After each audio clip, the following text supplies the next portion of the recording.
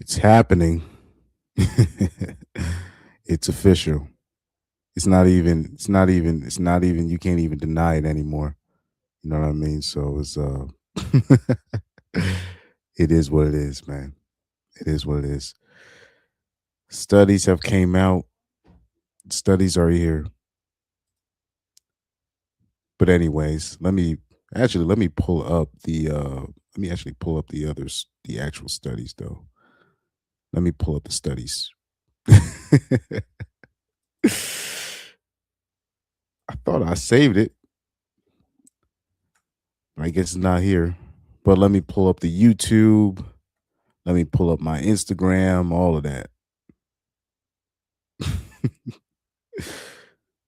By the way, shout out to um what's it, Manosphere Highlights Daily, because I was gonna pull it up online, but they're hiding this information like crazy. It's it's it's getting ridiculous at this point.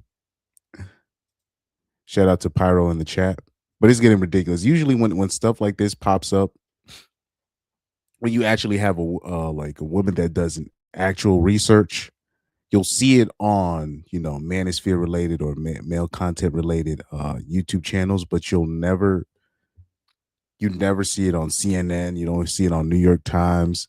You see how they had plastered everywhere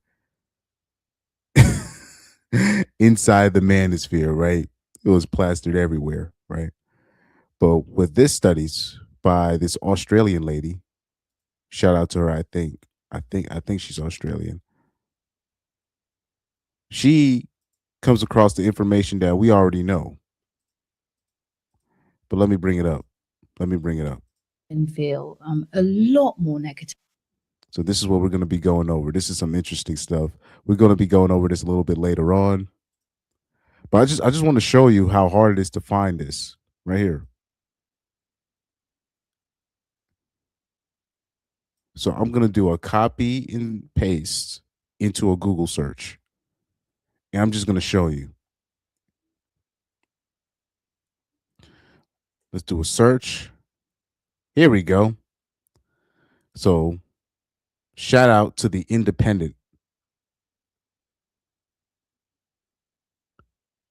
You're only seeing it via, British platforms, right? You got the Independent.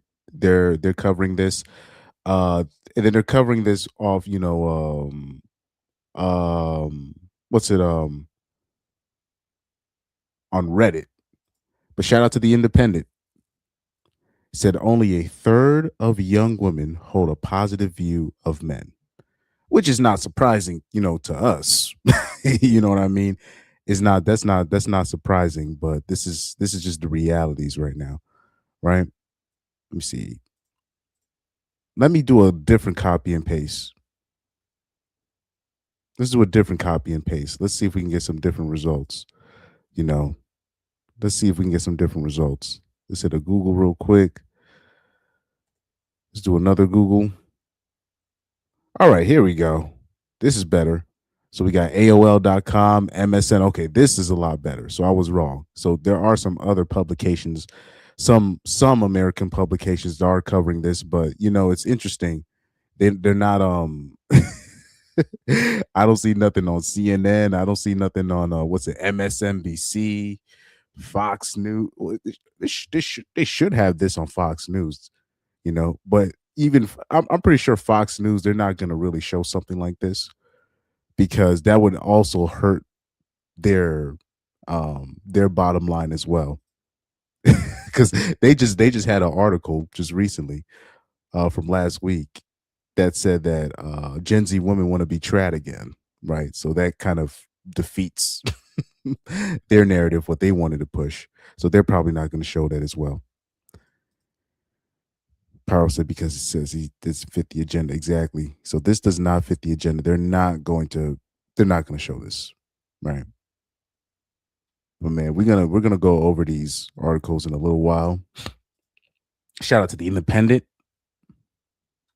Yeah, but shouldn't that be a bit concerning though? So let me pull up AOL.com. Like And oh, this is via the Independent. So let me not even bring up the AOL article. I'm not even going to bring up AOL. Never mind. So the AOL article, they just basically reposted the Independent article. So let's do it like this. Only let's just read the title and let's read the thumbnail. Shout out to Tara Cobham. Here it says only a third of young women hold positive view of men. New poll finds. Finding shows women under 30 are 3 times as likely to hold a negative view of men compared to the other way around.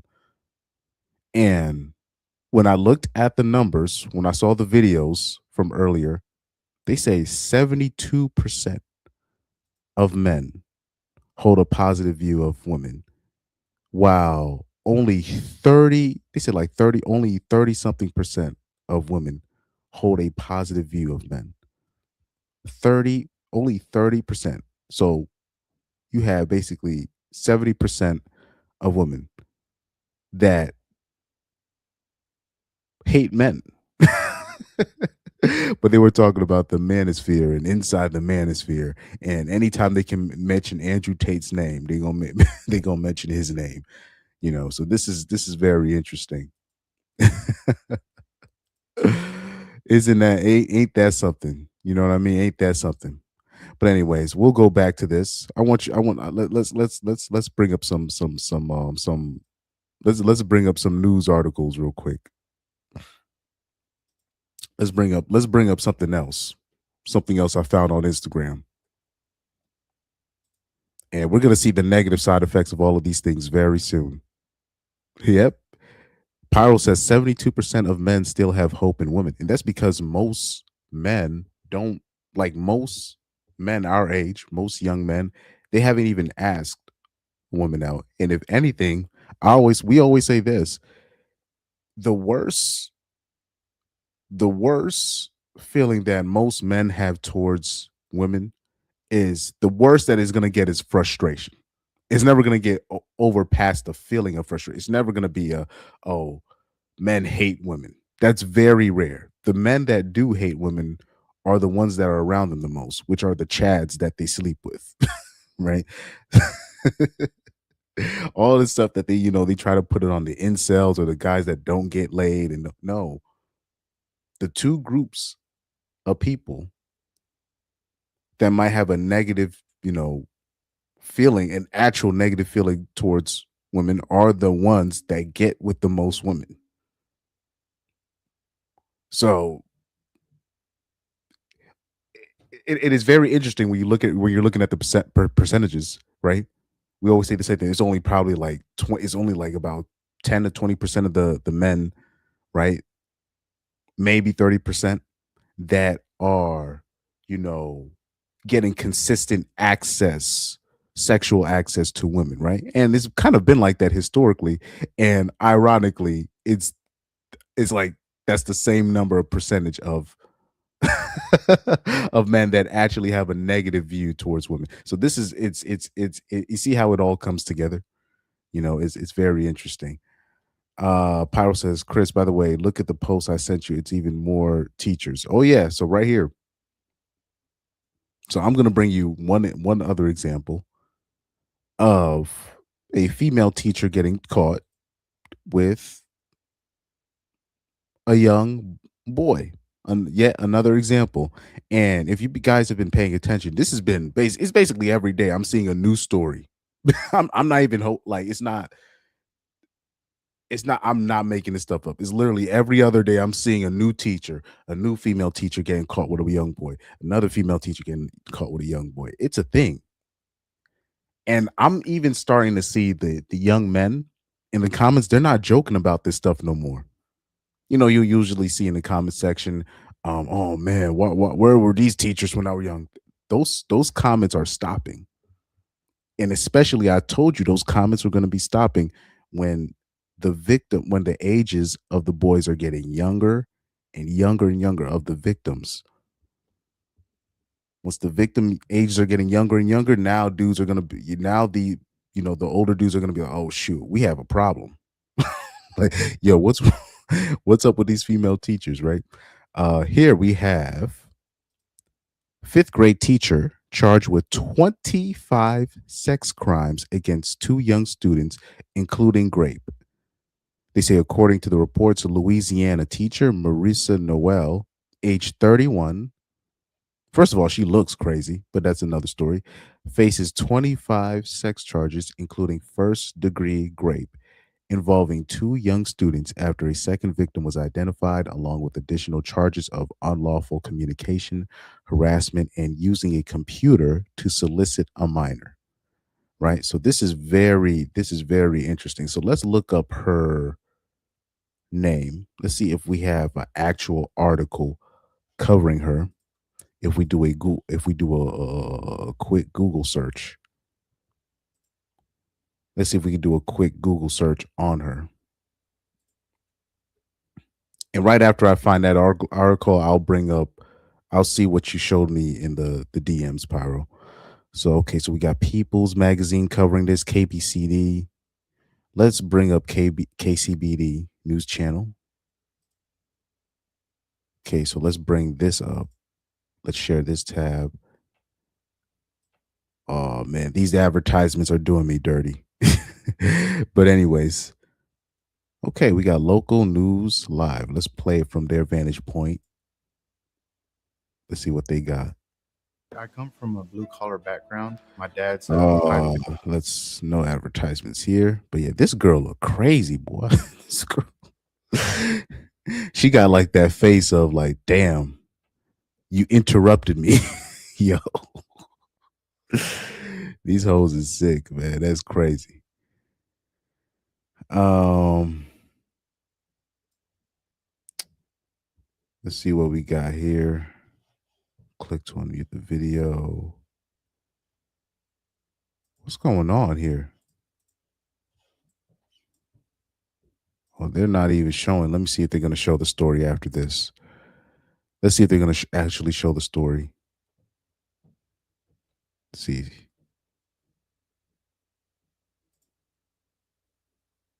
Nah. Man showing us is never too late to take one more swing.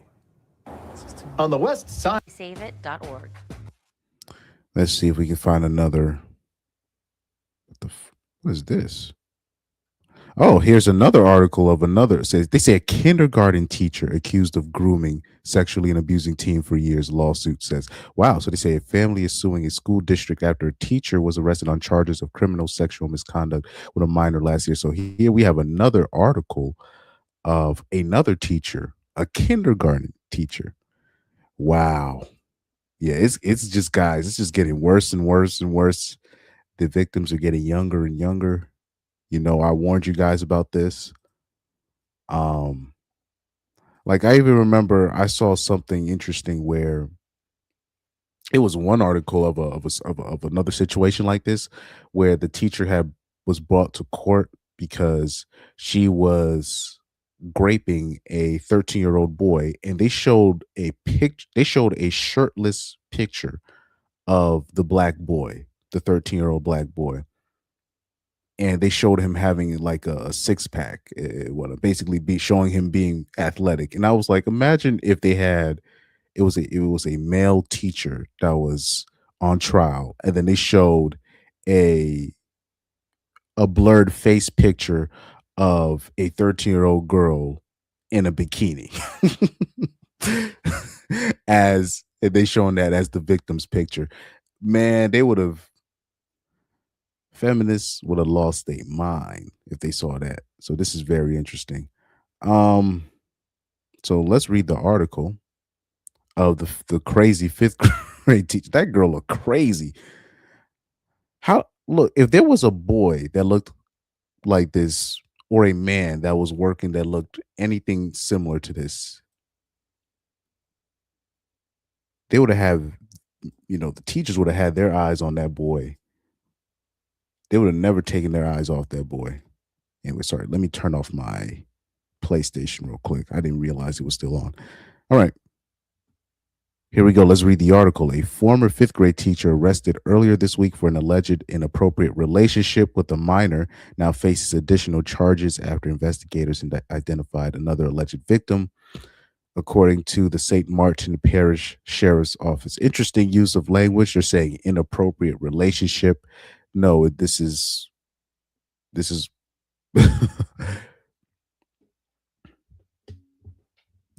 grape. This is SA. You know what I mean? But anyways, Sheriff Beckett Bro said the St. Martin Parish Sheriff's Office launched the investigation on January 28th, 2026, after a complaint alleged Marissa Noel, age 31, was involved in an inappropriate relationship with a former student. Authorities said Noel was employed at Tech Elementary School at the time of the alleged offenses. With assistance from the Louisiana Bureau of Investigations and Homeland Security Investigations, detectives determined there was probable cause to arrest Noel. She was booked into St. Martin Parish Correctional Center on April 13th, 2026. The sheriff's office said that during the ongoing investigation, an additional victim was identified in addition to Noel's previous charges. Authorities said she now faces 10 counts of indecent behavior with juveniles, a single count of first-degree rape, 2 counts of child sexual abuse materials. This is crazy work. A single count of unlawful communications, telecommunications devices, improper language harassment, 3 counts of computer-aided solicitation of a minor. This girl was off the chain.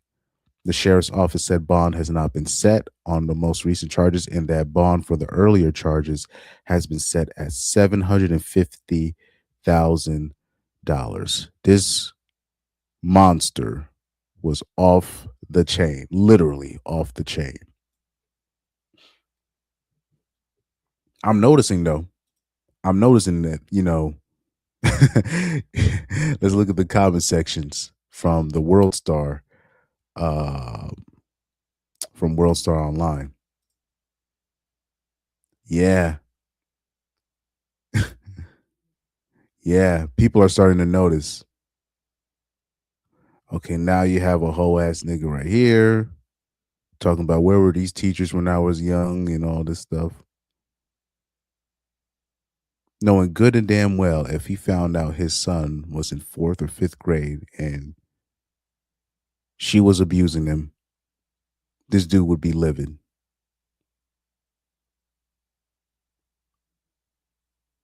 Somebody said, is this like a new trend? So when you see comments like that, it's like, is this a new trend or something? This is somebody that's noticing that, like, it's a lot of these teachers getting caught. I believe this. This is what I believe. I believe, yes, there is an increase of this, but I just think that they're getting caught way more. That's my opinion. I think this has always been happening. And then on top of that, the increase of these young women, they're entering their 30s without no man. You know what I mean? This is all, everything is playing in exactly to what you think. You got these young women being brought up to hate men, to be open misandrous, which ends up being a breeding ground for predators. You know, these are the things that they used to complain about men, right? But women are becoming the mythical, monster men that they hate. It's very interesting. Somebody said, we have another comment here. He says, is this real? Seems like it's all the time. It is what it is at this point. This is where we're at. This is where we at. Somebody said, yeah, Pyro said the normies are waking up. He said, now female teachers are getting side eyes. Yeah, long gone are the days where you can just be like, okay, I'm going to drop off my kid. She's a school teacher. She's a part-time school teacher, so she must be good with kids. Nope.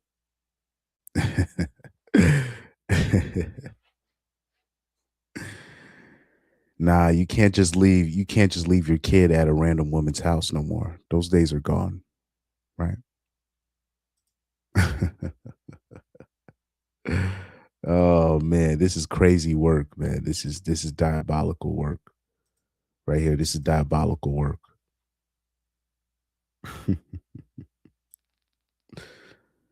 Okay. Let's bring up another story.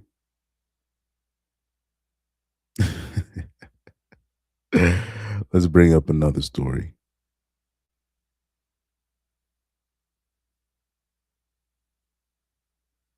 Oh yeah, Jada Pickett. That's what I was going to put up. So right here we have another video of Jada Pickett,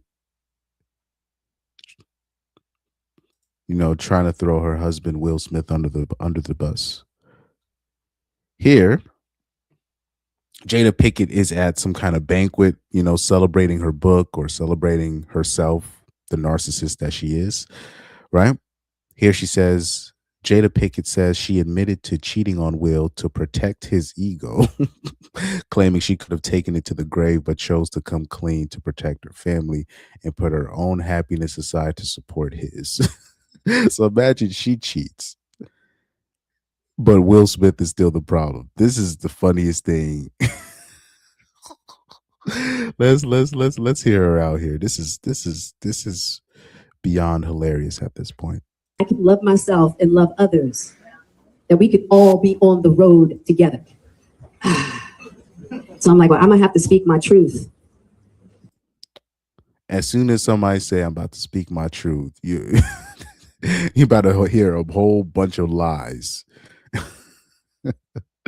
Whole bunch of bald-faced lies, literally, in Jada's point. But I'm also gonna protect you. So if I gotta look like the adulterous wife to make sure you're good, I'm gonna do it.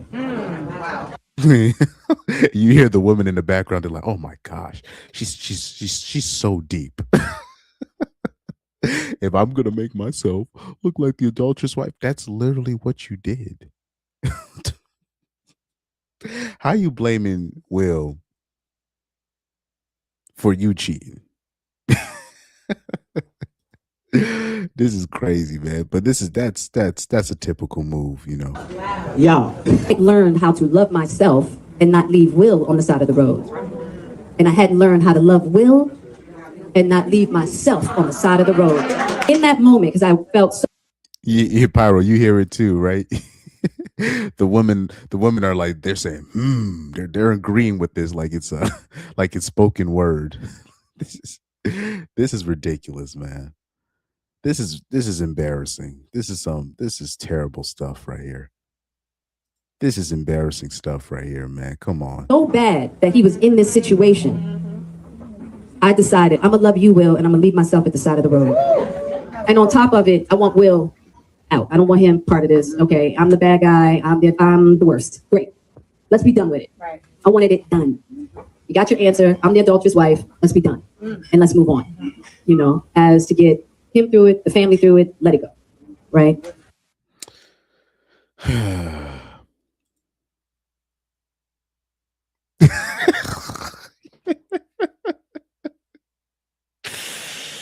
Hey, yo, man. I don't want people complaining about me ever again, man. No, I'm playing. I can't say that. But seriously, like how much can you dodge accountability for you being such a terrible person? No disrespect, but it's just how you blaming Will for this, for what you did? Oh, I'm saving him. I'm biting the bullet. Low key, you know what it is? I'm gonna keep it a buck with you though. I'm gonna keep it a buck with you. Low key, what it really is she doesn't want to put it out there that Will messes with men. But for her to complain about that would make her look like she's anti-LGBT. So she can't say that.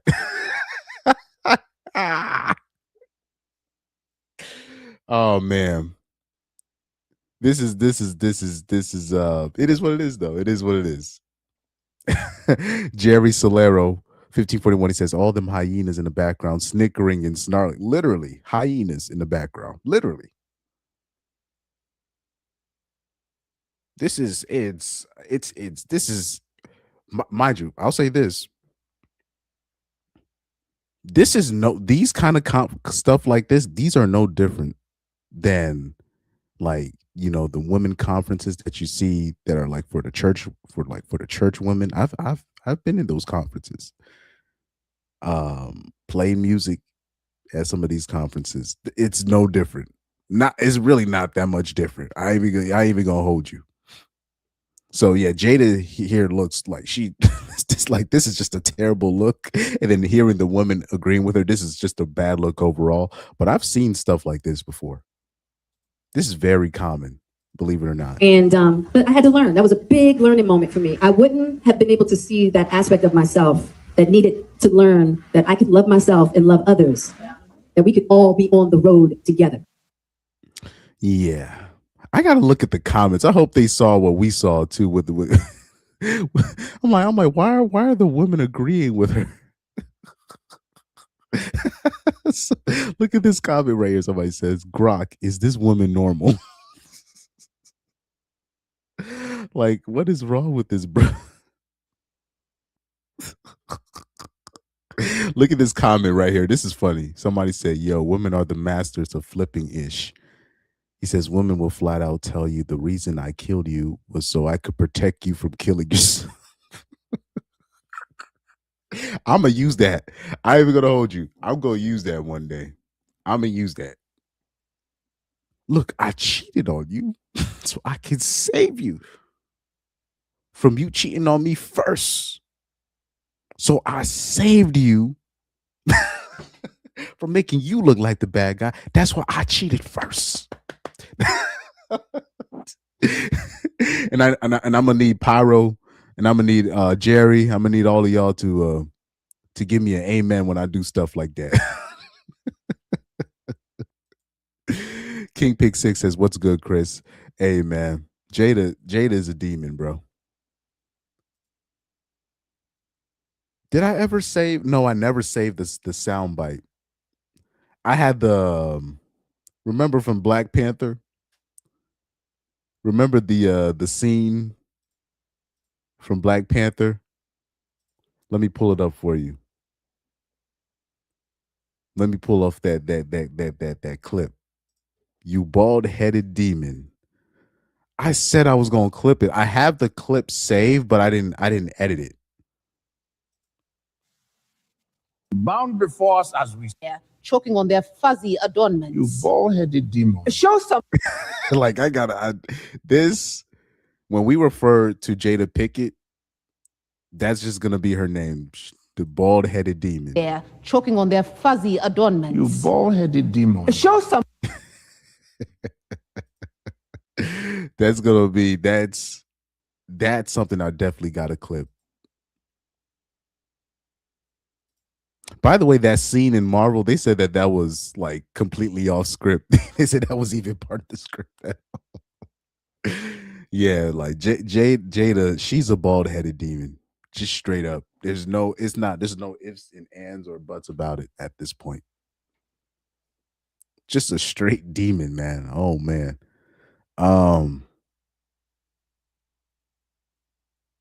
King Pig 6 says Jada Pinkett Smith couldn't possibly get any worse. Oh no, I always say that, and then she'll something else will pop up. Something else always pops up with her. But I said earlier, you might have missed it. I said what the reality of this situation is with Jada. She can't outright say, "Look, Will Smith be messing with boys, and I resent him for liking." For him liking boys over me. So she can't say that because she's gonna look anti-LGBT. The rainbow community gonna be on her ass if she says anything close to that. People forget Jada from B-more, right? Jada's from Baltimore.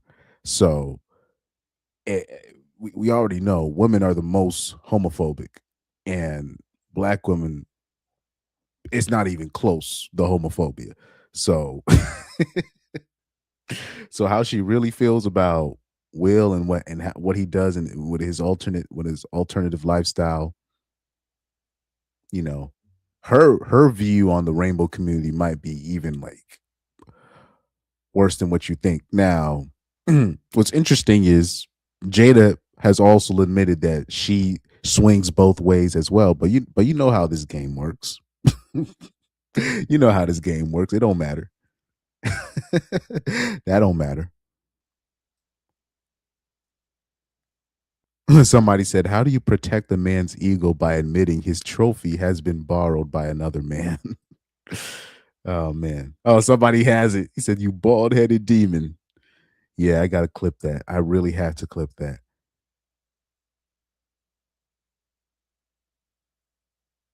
Somebody said, "The more she speaks, the more you understand why this is her son.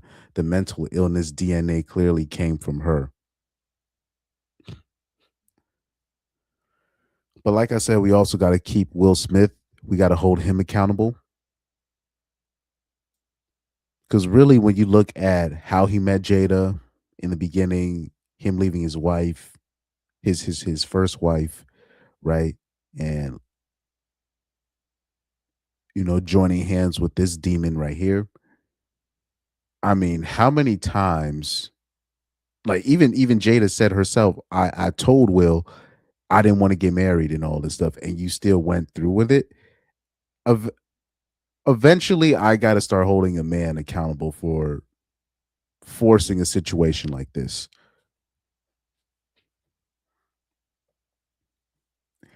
And look what has come of it. Even with everything that he's accomplished, she's basically torn it all down with her mouth, you know. But anyways. Oh man, this is crazy, man. This is crazy.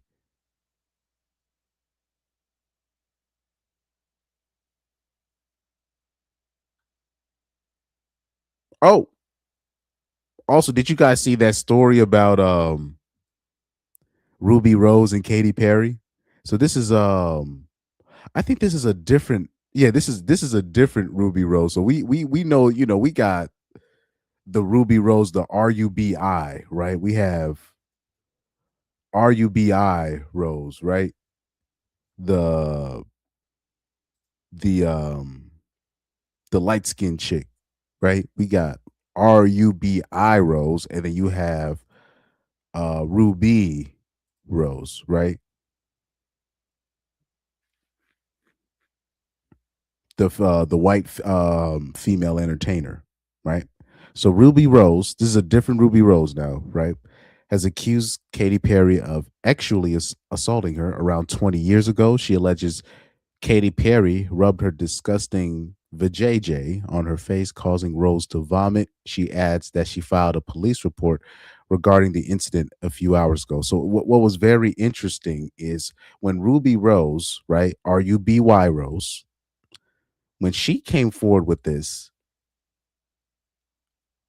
all these, believe all women, everybody went at Ruby Rose. They were like, nah, you a lying biche. Nobody was on her side. I was like, wow. It's always believe all women until it's actual women doing the, women doing the bending, right? When it's women doing the SA. Now all of a sudden people want have questions. It reminds me of, there's only like a couple situations where the woman is usually not believed, especially in the celebrity sphere. The only other situation where a woman wasn't believed was when Sleepy Joe got accused, and the accuser of Sleepy Joe, she literally had to leave the country. She had to run away from the country because they basically threatened her. Women and Democrat men. It was feminist women say, "Oh, you a liar." And then you even had the Me Too women talking about, "Oh, we need to get our facts straight first before we start accusing." I'm like, are you kidding me? Knowing damn well if Orange Man had any of those allegations, you guys would have been running with it. This is, it was just interesting. I want you guys, if you in your off time, I just want you guys to look at the comments. Everybody's saying that Ruby Rose is a liar. Look, you have a woman here saying happened 20 years ago, yet filing the report only now. Now, mind you, this is not a civil suit. She's filing a police report. It's very interesting. Believe all women unless it's another woman doing the is the perpetrator, right? Remember, it's believe all women until they found out that the hairdresser, right? Remember Joy Taylor got in trouble because the hairdresser told the whole business. That lawsuit from the hairdresser, it would have made more rounds if Joy Taylor wasn't part of the lawsuit. It's very interesting, believe all women is it's very selective when they choose, to so-called believe all women. It's very interesting. Very, very, very, very interesting. Right. Oh man. Aparo said AJ talked about this. I need more information about this. It's very interesting how they like I'm talking about is women in the comments with this story. They're like Ruby Rose is a liar. She's dead. She has a history. I'm like, damn. I'm like, she filed a police report. This is not a civil suit. Yeah, it happened 20 years ago, but I thought it's believe all women. It's very, like I said, it's very interesting. I'll say there's nothing it was more interesting than last year with the with the Joy Taylor stuff. Nothing was more interesting than seeing that lawsuit.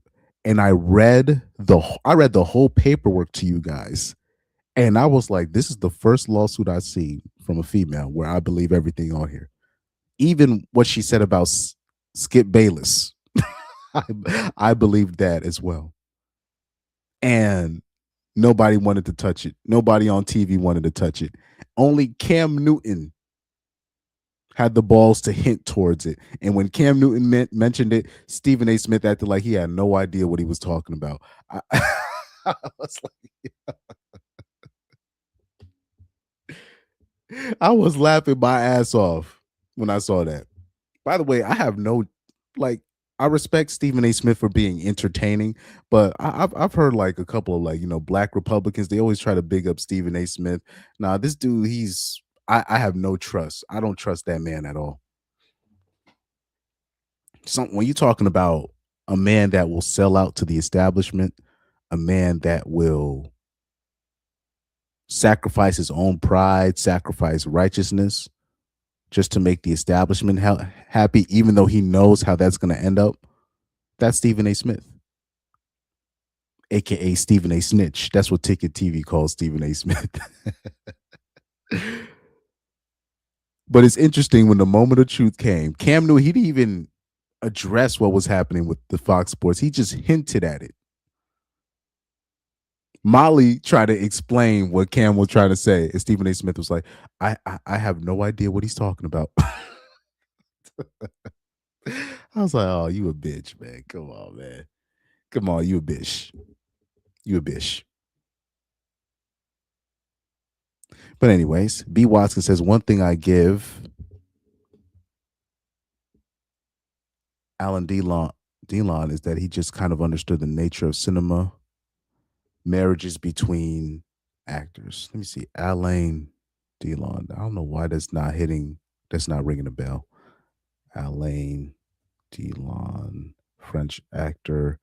He must be a very famous producer. Okay, so Alain Delon is a French actor and film producer. He probably produced a lot of movies that I've watched. And here I am, I don't even know who he is. That's a damn shame. But anyways,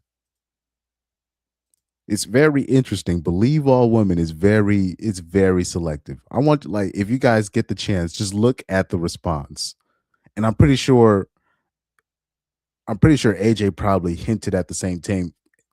Just look at the response. It's women literally saying, why are you waiting 20 years?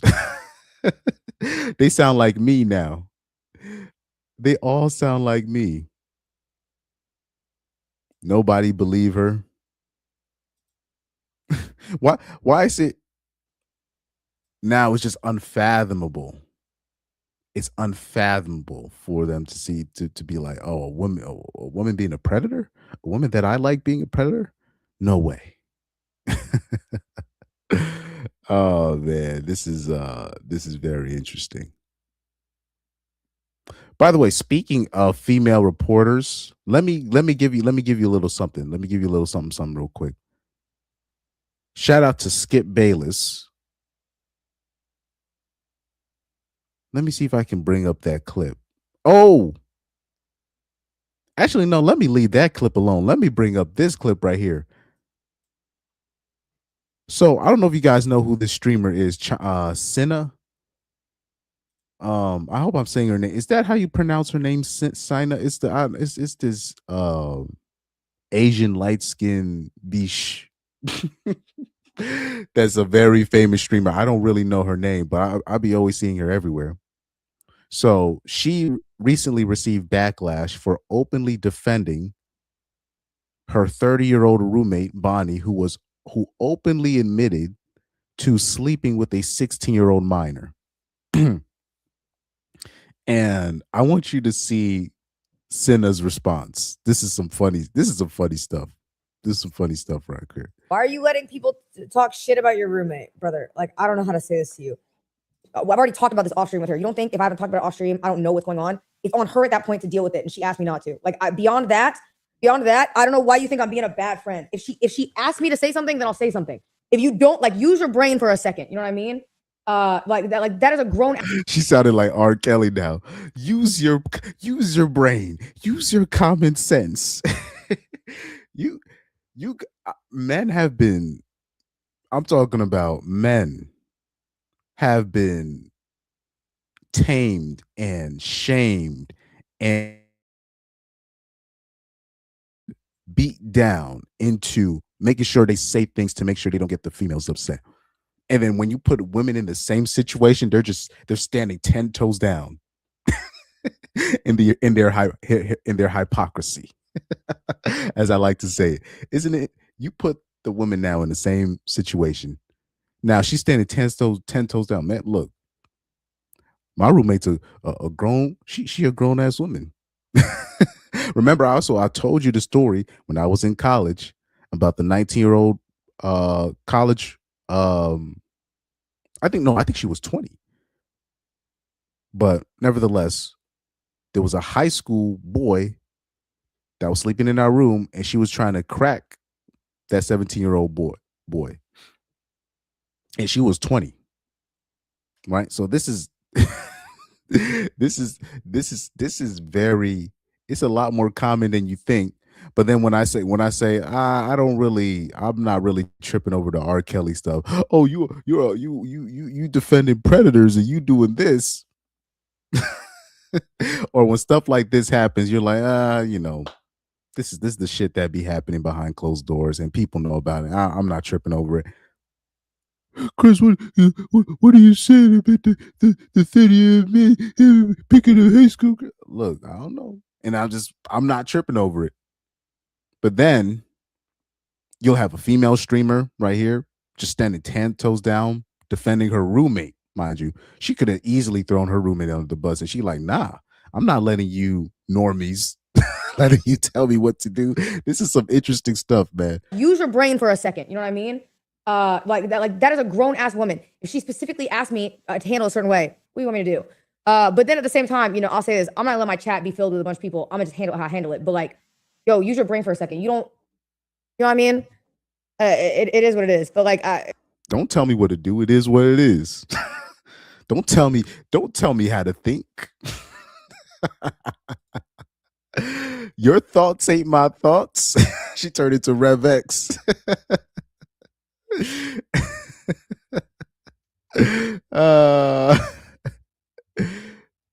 I bring that up real quick?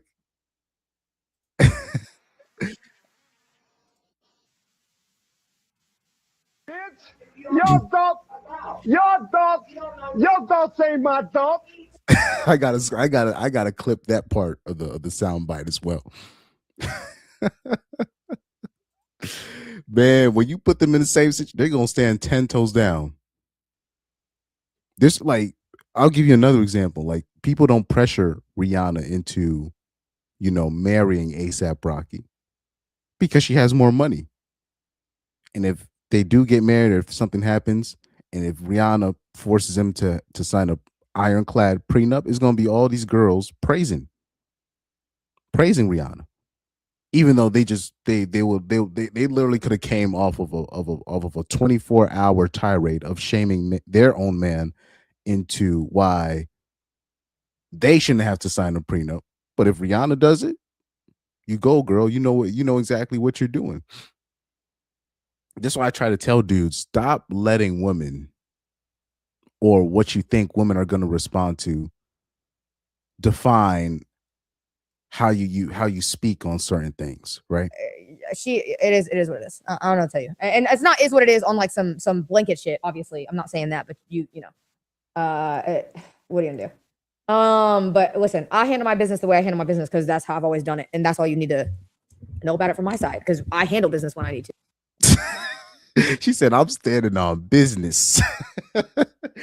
So somebody said, "Imagine if this was a man." Oh no, you don't have to, because if it was a man, he would have to act like. Why are you letting people talk shit about your? He would have to act like he never knew the roommate. He would have to disavow the friendship, right?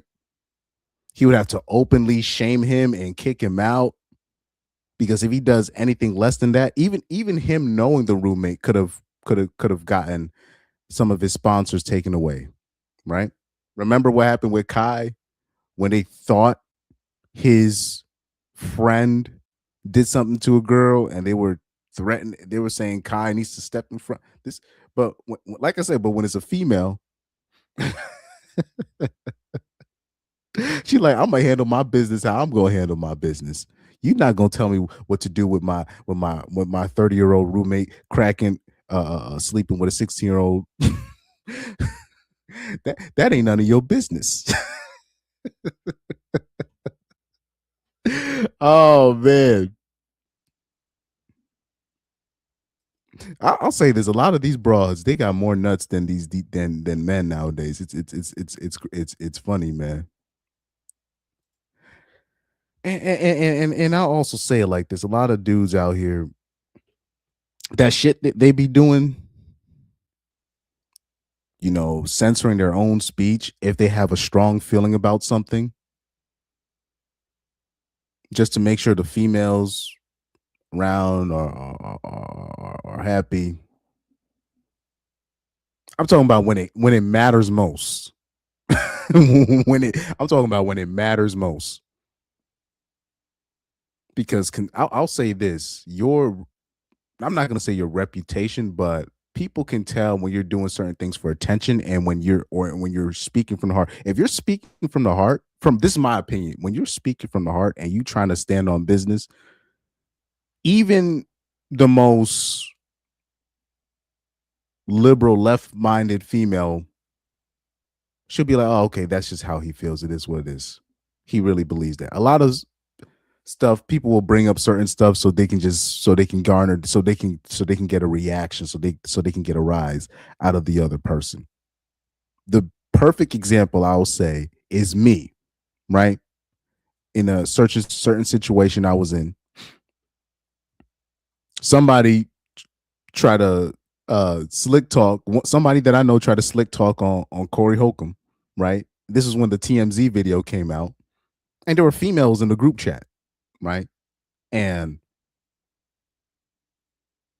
somebody was like, "Hey, what's up? What's up with your boy Corey? I thought you said he was the GOAT."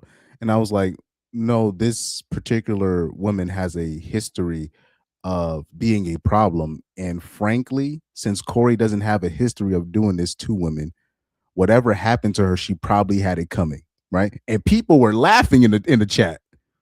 There was women. There were women in the chat. They were laughing.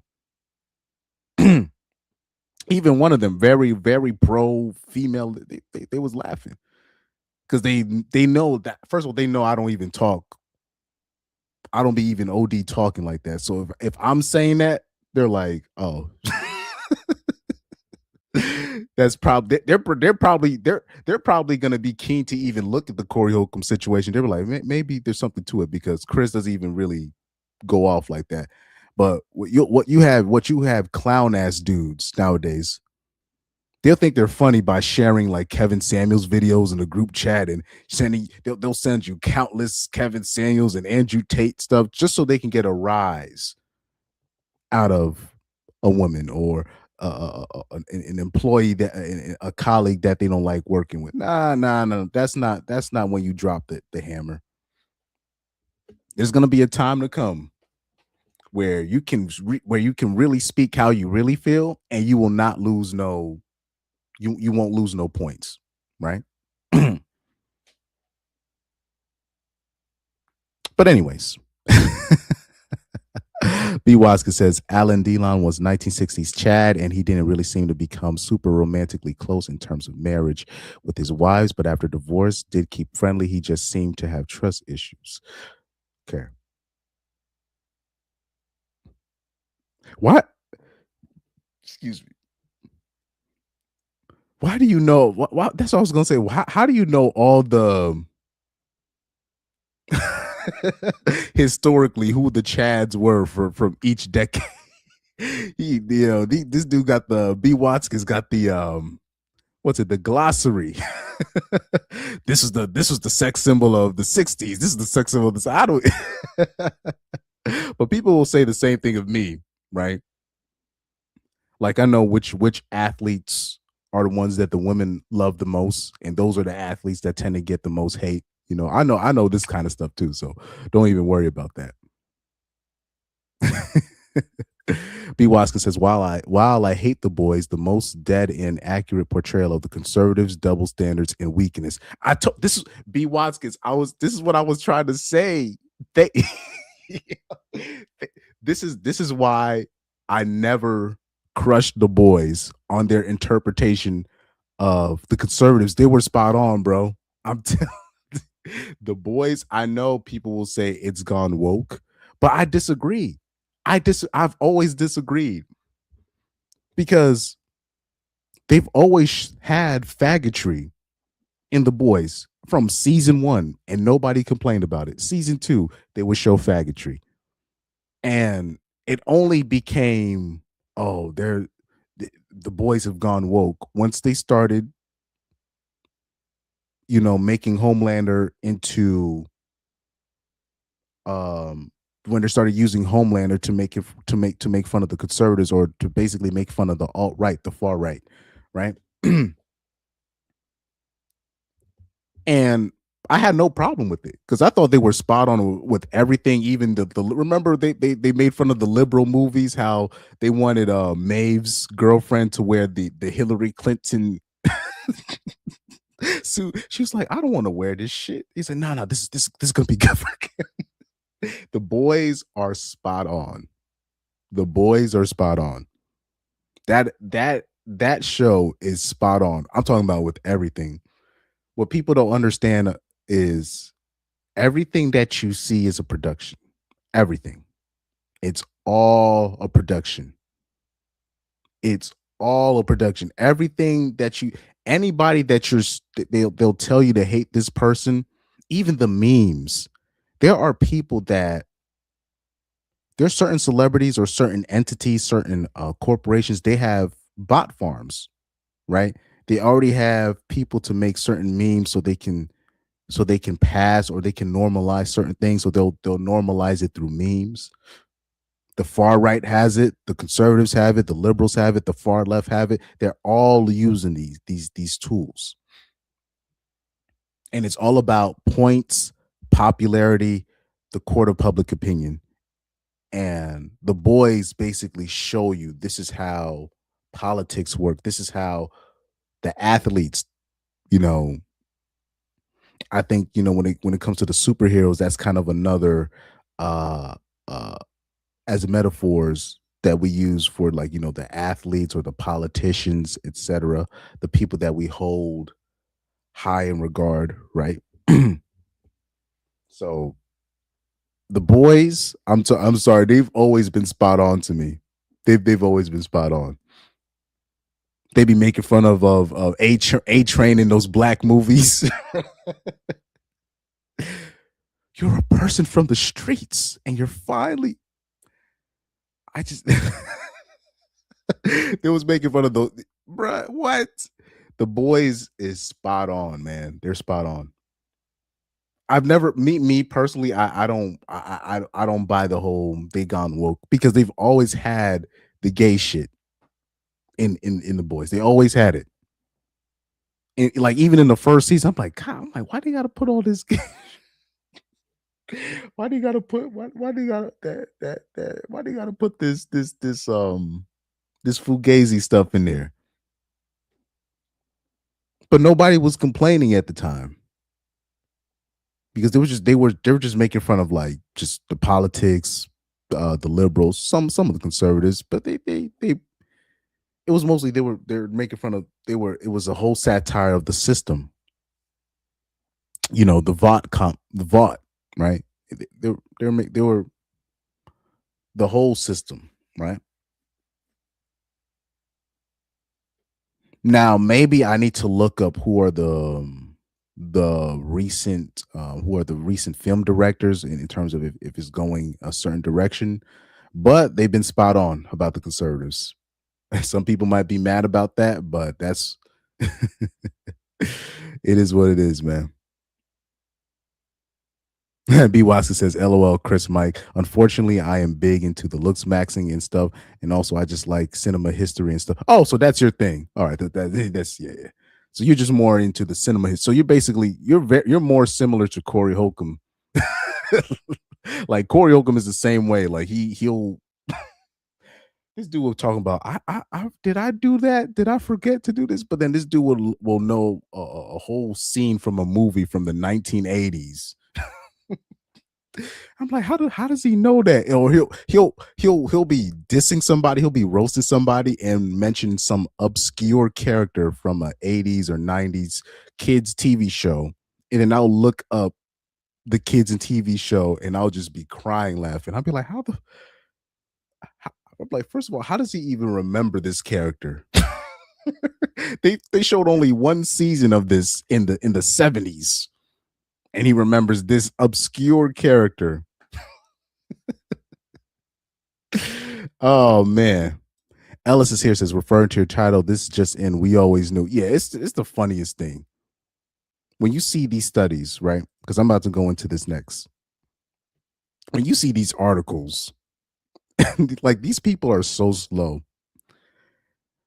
They're just shocked. It says only a third of young women hold positive views of men. No new polls finds. But this is what happens. This is what happens when you have like these really, when you have like the real when I say the real feminists, meaning you have the feminists from Europe, right? Where they really are believing the feminist stuff. Where they'll start a study, which they think is going to make the men look bad, but then it actually makes the women look so bad, and they're just so fascinated about this. They're just shocked. They're like, but I thought men were the problem. What the American feminists do, right? They know that they're the problem, but they're just gonna double down. They're just gonna double down. They're not trying to fix nothing. You know, the British, you know, they'll be like, well, this is so fascinating, right? This I can't you know, but that's a whole other story. B. Watson says the boys were always woke. I don't expect he says I don't even mean this is as C. Chutter was always woke, because historically that have always been the case. Conservatives are just too dumb to even fathom hitting meetings. Because the reason why I say, because you're saying it's always been woke, right? But the most of the people that I'm seeing that are saying it's woke now are the ones that did not say it was woke in the first season, and they had a whole bunch of gay stuff in there where I was like, it made me so uncomfortable, but it was it was fine until about, I think, the third or the fourth season, where when they introduced the Nazi woman, right? And I thought that part was a little bit woke, where basically it was like, okay, we got to destroy these Nazis and all this stuff. Let me not use these terms, but that was kind of cringe to me, in my opinion. But basically everything else regarding how the conservatives are, the far right, Homelander, the white woman with the red hair, they're spot on. Hey, the conservatives might be mad at me, but I know too much. I've seen too much, right? Ellis is here said from Homelander to homosexual. Oh man. B. Waska says like K-pop Demon Hunters is red pilled for black pilled in the sense Rumi and Kogan Mercy delay Yin the Sandra. Well, I'll say I've seen somebody say that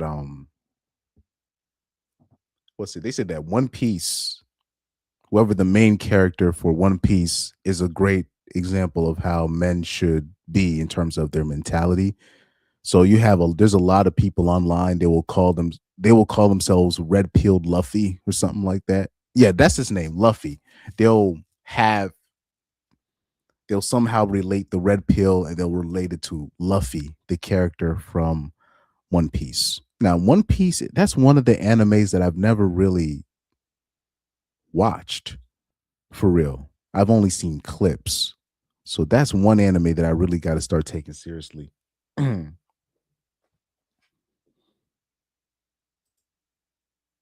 Especially because there's certain women will tell me to watch certain shows and I'll just be like, nah. Like I'll say there's one woman that I can say, okay, this is a female friend, right? She's a little bit older than me. She's probably like, yeah, she's in her early 30s. She told me to watch Invincible. And then I watched Invincible because she never tells me to watch anything. She just said, nah, Chris, you gotta watch Invincible. And I was like, I was avoiding it. And I'm like, all right, I'm gonna watch it. And I ended up enjoying it. Right. So it's very rare, like, because you know, like you hang out with the average female, and she's always telling you, yo, Chris, you gotta watch Friends. Why don't you watch Friends with me? And all this shit. I'm like, I ain't for to watch Friends. Remember this one Hispanic chick when I was at my job, and I wasn't even trying to be nice to her. But she was just so talkative. Oh, why don't you watch this? Why don't you watch Friends? I'm like, no, I'm not gonna watch Friends. I'm not watching Friends. I'm sorry. You know how many times the women that I quote unquote hung out with, right? Or you'll talk. And for some reason, they love Friends. Like, yeah, white girls, they love Friends. Girls that grew up in the suburbs, they love Friends for some reason. I'll be like, or some of the other stuff they'll say. I'm like, what joy do you get out of watching Friends? Now, I've watched certain episodes, but I was a kid. I didn't have control of the remote at the time when I would watch Friends when I was like in elementary school. Right? I don't even really remember, specific episodes because it was just so unentertaining to me, you know. Oh, hold on. He said, I bet the boys won't make fun of the small hats. I think did they? I don't know if they probably did, but I might have missed it. But you're right. You're right. Most people are not going to do that. B. Watson says, personally, if I wrote The Boys, I would have Soldier Boy redeem himself and become more of a hero and usher in an actual age of heroes. But that's like the Hollywood stuff. The way they wrote Soldier Boy is it's what I expected. Like people, like if we actually had heroes in the United States, that's exactly what would happen to them. Like The Boys is the most accurate depiction of what happened if we actually had these so-called heroes, superheroes. That and Jupiter's Legacy. The Boys on Amazon Prime and then Jupiter's Legacy on Netflix. Those are the two accurate depictions of heroes. The reason why I like Jupiter's Legacy is they show you how in Jupiter's Legacy the heroes, the superheroes, were more successful in their approach. They had more of a public approval because back in the 30s and the 40s and 50s, things were simple. They just had to just stop some robbers, and things were more black and white. But they show how like the superheroes have a very low approval rating, right? Because the heroes are not allowed to kill people. So a lot of the heroes end up taking so much L's in terms of their own young heroes getting murdered because they can't kill nobody. Right? They show how the top superhero in Jupiter's Legacy, he's basically a dinosaur because he comes from that time of the 30s and 40s where you pull yourself up right by the bootstraps and you make something of yourself. So he's just so behind. So he runs on a code, right? The code. You can't go against the code. And it ends up getting a lot of young, innocent people and young, innocent heroes killed because the villains of the 2000s, of the 2010s, the 2020s, they don't run by no code. They will end your life, right? They're not going off no code. They're not going off of no mercy. So basically, you see how with the Jupiter's Legacy, they show you how if we had heroes and if they were good, they would be hated because they can't kill. So this is it's very interesting. The Boys and then Jupiter's Legacy a close second. I was so mad when they canceled Jupiter's Legacy. They only did one season. I was like, I actually like this. This is almost as good as The Boys. Because this is actually the realistic, like if we had superheroes, it would end up in those two, one of those two scenarios. This is some interesting stuff though. B. Watson says, Chris, the Will Smith simp stuff reminds me of The Casino, the one with Robert De Niro. Oh yeah. And Joe Pesci.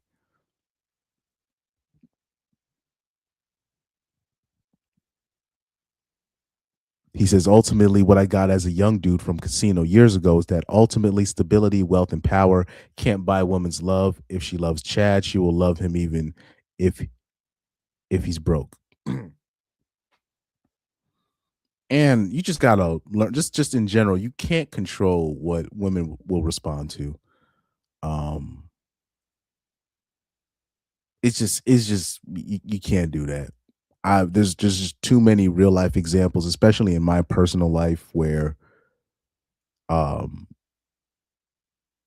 just where you're in a situation where you're looking at the woman, she's in a stable situation, she's with a guy that she's in an equal partnership, what she's looking for, or whatever stable, whatever situation, she's in a good situation, and she's just, her eyes are still wondering. Her eyes are still, she wants something more. She's always going to want something more. 50 Cent warned us, though. 50 Cent warned us. B. Watson says, The Boys is woke in the sense it pushes a subversive narrative. But I'll say this, if you don't like The Boys, give Jupiter's Legacy a try. I love Jupiter's Legacy. It's a close second place to me in terms of what would happen if we actually had real life superheroes.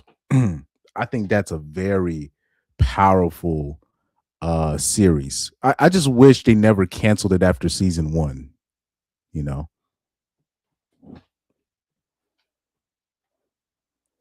Even certain things that they hint at in Jupiter's Legacy, like they found, like there was one superhero who had like the control of, he could erase your memories and stuff, and they kind of put little hints out there that this guy might be like an undercover perv to one of his family members because he has that ability.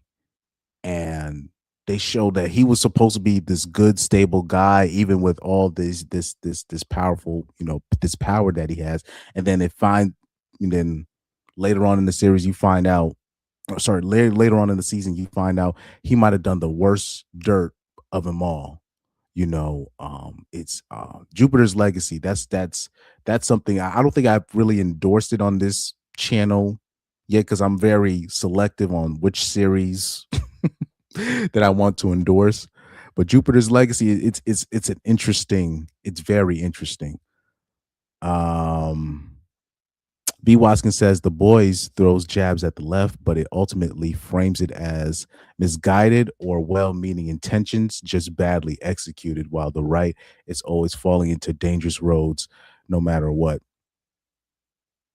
Because when you're young, because at the end of the day, when you're young, you're going to be more left-leaning, in general. And then it doesn't help if you grew up with conservatives like you see on The Boys, right? A lot of these actors, they're not just making this stuff on, they're imitating people that they know like in real life.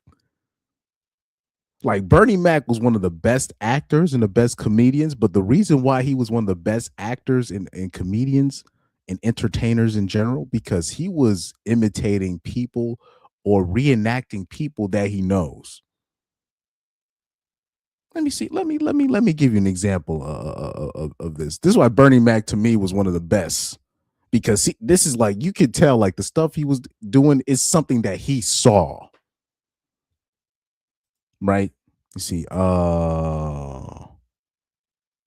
let me see. He said Bernie Mac, black people at work. Is that the one when we go on break? Is that the one? No, not the one. This one, I remember this is one bit that Bernie Mac was talking about. How black people threaten, when black dudes at their job be making empty threats, right? Let me see. Bernie Mac, I'll blow this place up. Let me see if I can find that one comedy. Yeah, this one right here. This. I want you to pay attention to this one real quick. When you hear white people, when you hear brothers talk shit, don't pay them no attention. That's all the fuck they doing. I blow this motherfucker up. We ain't gonna blow up shit. First of all, who gonna say the dynamite? As soon as you go purchase some dynamite, you're going to jail. I want to buy 4 blocks of dynamite.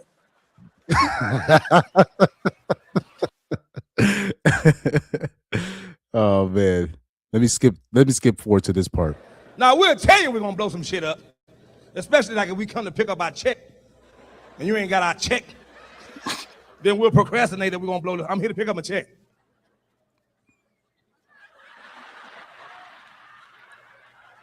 What you looking for? My check ain't here. Are you looking for it? I'll look for that motherfucker. Look for it. Or you found it? Shit, I was gonna say, I'll blow this motherfucker up. Yo, anybody that's worked with ninjas, that's worked with hood ninjas, has seen this exact situation. Anybody that, come on, and can I get an amen in the chat? Anybody that's worked in one of these spots when you're working with hood ninjas, you have seen this, or you've worked with if you worked with black people in general. I'm not talking about in corporate, just in black people at any job that's outside of corporate. You've seen this. Even some in corporate, in the office setting, you've seen this. You have seen that. You know what I mean? These are the best examples of where what they say, art imitates life, like for real. Oh man. He says, that said, Chris Mike, the thing with Firecracker being a PDF and she gets forgiven by the conservatives all because she said she is sorry and wants to repent. Yeah. Was Firecracker a PDF? It was somebody, or was it somebody else? I don't remember. But basically, any dirt that the conservatives do in The Boys, in the TV show The Boys, all they do is bring up Jesus and repentance, and then they still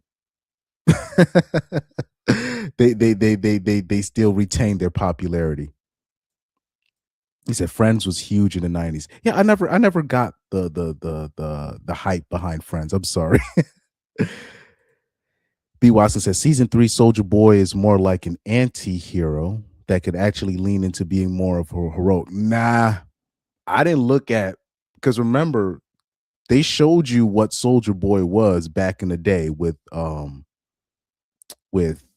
Noir character. I think, was it the Black Noir? I forgot Black Noir. I forgot what that guy's name. He's supposed to represent the Black Panther, I guess.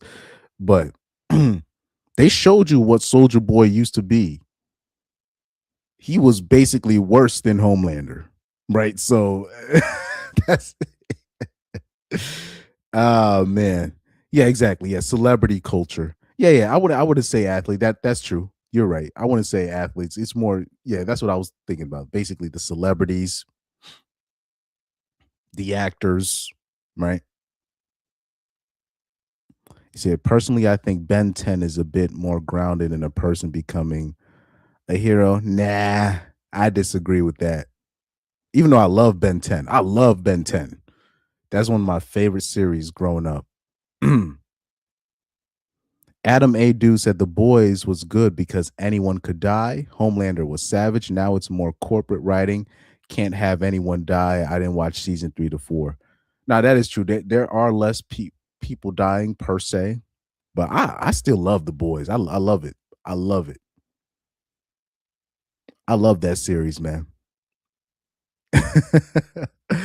Yeah, he said 50 Cent warned us about a lot of things. When I mention 50 Cent, it means of he warned people about how the reason why he doesn't have a relationship with his son is because his mother, the son's mother, is so selfish. She's always wanting more, always wanting more. He's always, and his story on his son's mother, his first son's mother, has always been consistent. He never changed it up. So I had to believe it. I took him at his word because he never said anything else. He just said, this is what she be doing. She poisoned this boy's head. I gave her this amount of money and she still wanted more. Here we got Pyro with the $5 super chat. So you guys already know what time it is. Donations.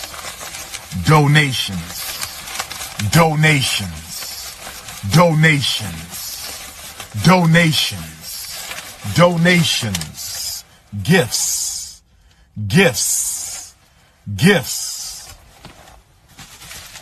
More gifts.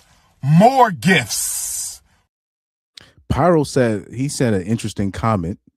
He said it's a good thing I didn't get to watch that show, and by that show he means Jupiter's Legacy.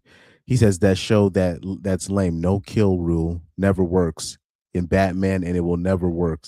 That show is lame. I'll say this: I'm not gonna say Batman's overrated.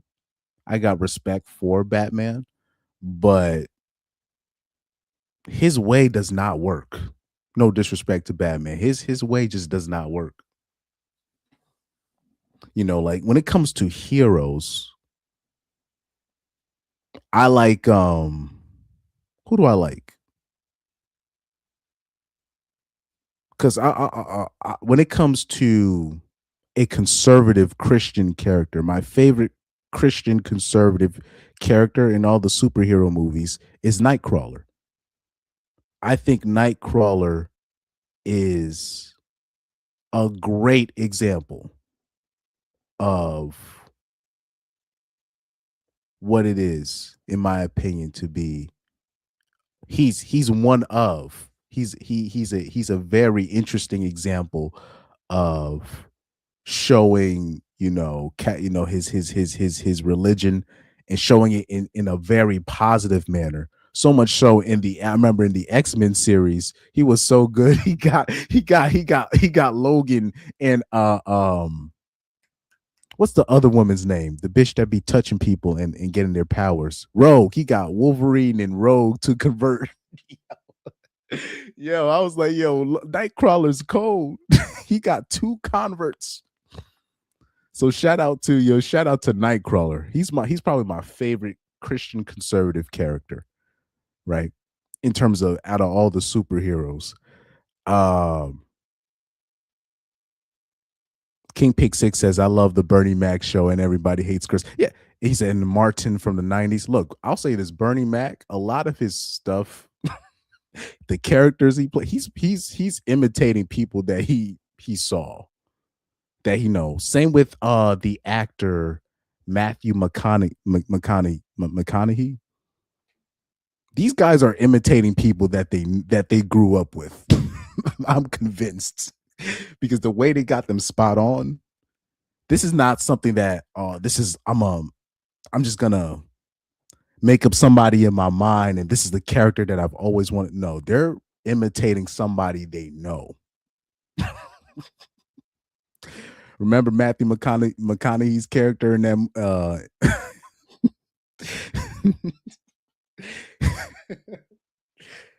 he said, I keep getting older and they stay the same age.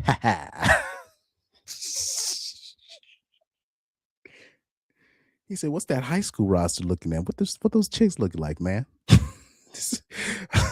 These people are imitating people they know in real life. He said, yeah, when I worked outside in the 90s, anybody that worked with black people has seen that exact thing that Bernie Mac showed you. Yeah, I want my check. Where my check at?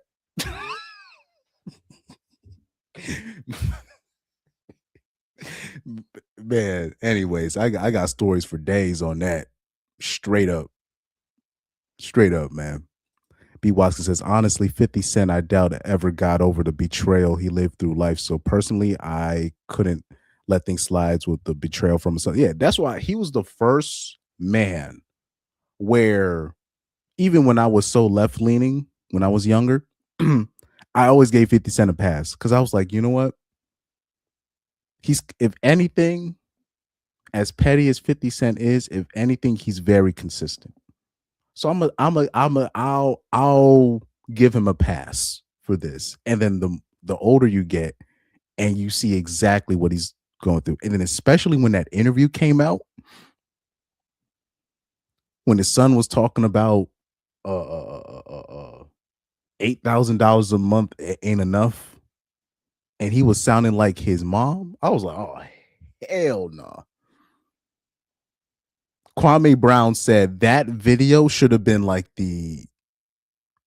basically to eliminate, if we had a bill, if we introduced a bill to eliminate child support, we should bring up that video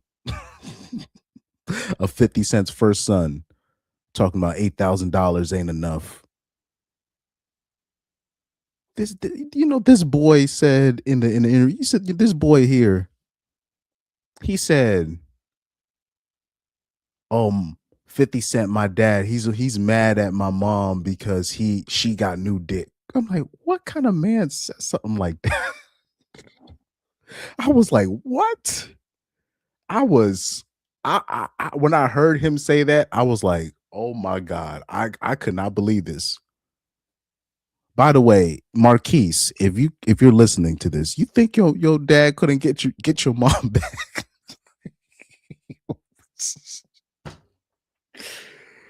Oh my God.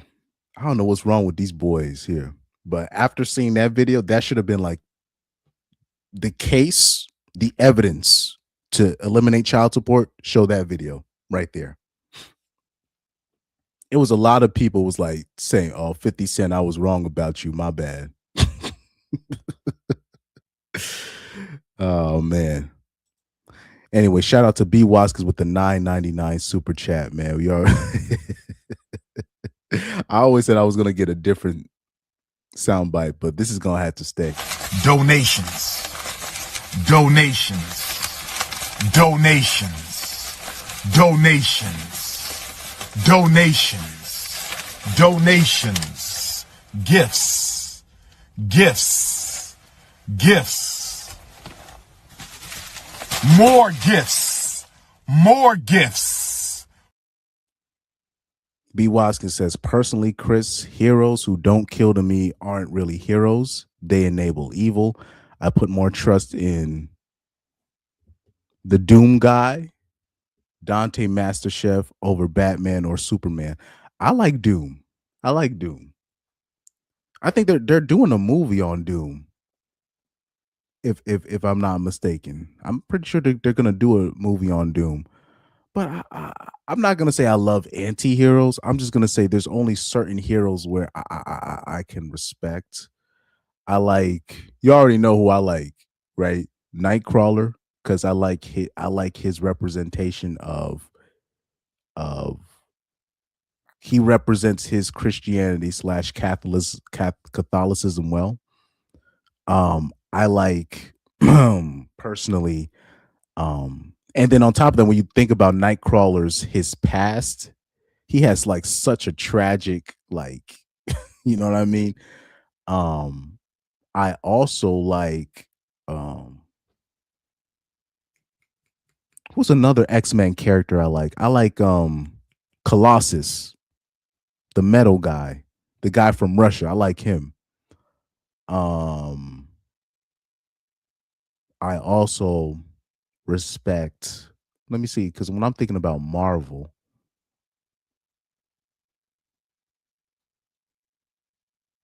I'll say this. I know it's very unrealistic. The reason why I will always have respect for the Spider-Man comics, because he could easily get way more paper off of what he's doing, and according to the comics, Spider-Man was really he really tried to he really tried to keep it player for the most part. You know, he got played, but he still tried to keep he was really a regular dude that ended up getting powers, and he just tried to be a decent, being. Um I like the Punisher. I do like but yeah, I really got to do a real list of the superheroes that I respect, because I don't really have a favorite superhero per se. I don't really have a favorite superhero.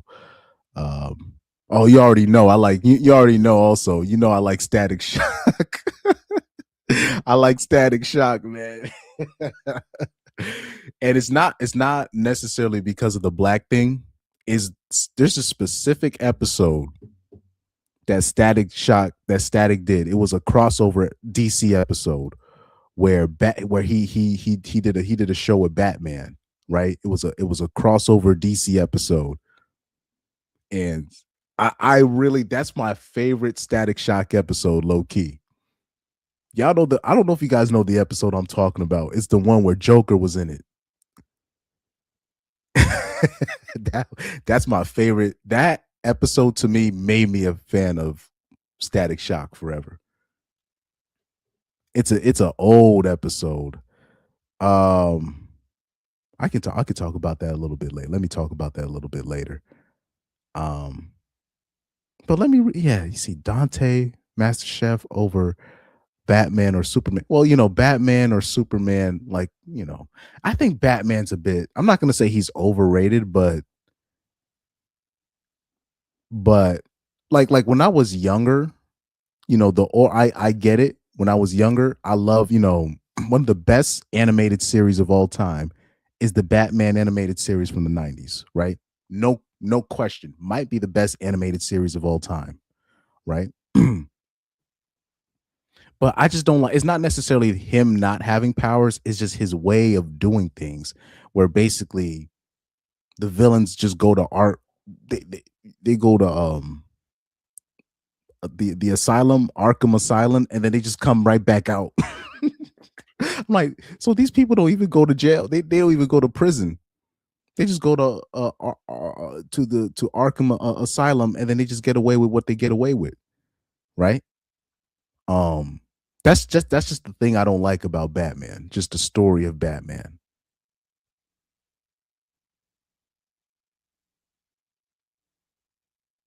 He says the only Doom movie was the one with The Rock and Carl Urban. He says, I will say this. I kind of like how thick Ruby got in season 6, definitely mother of my kids material. Oh Lord.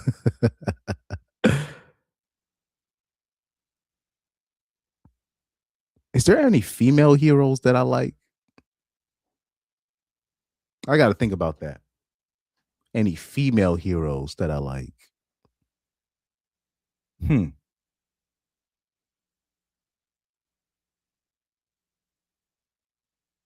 I gotta think about those two because I don't really have favorite heroes. I really gotta look through. I like Punisher though. I think I said that earlier. I think I like Punisher. Um, hmm. I really gotta think about those things, man.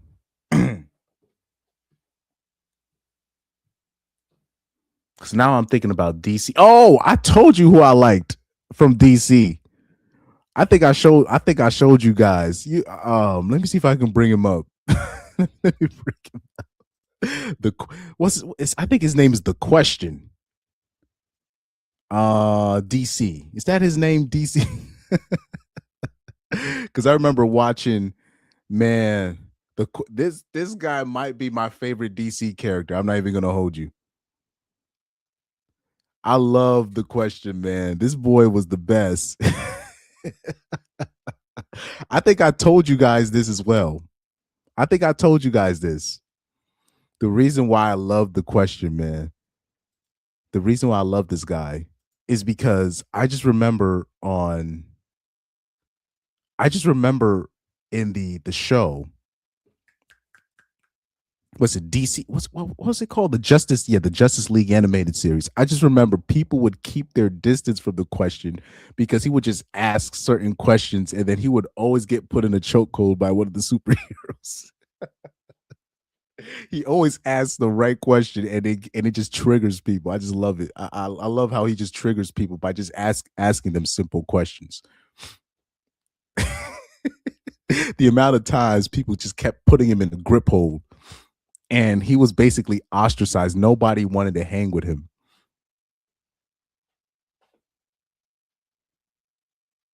Somebody said my issue is that the new Batman adventures pushed into the mainstream was Batman was always right and him acting like an asshole and started the Bat God stuff. Yeah, I never really liked that as well. But also I just felt like his ways of doing things. It's just like if I was Batman, I wouldn't be doing things like that. Me personally.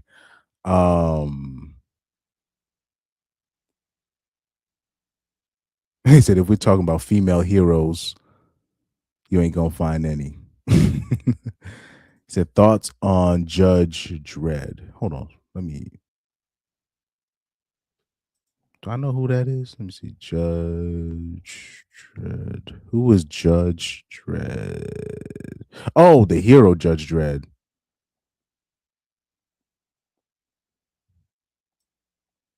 Not much. Not much. Oh, another hero that I really liked. From Marvel. I don't know if you guys remember this character. Bishop. Bishop. That was one of my favorite characters. Also a series that I wish there's a Spider-Man series that they never finished. It's called Spider-Man Unlimited. It came out in the 90s, but they never finished it.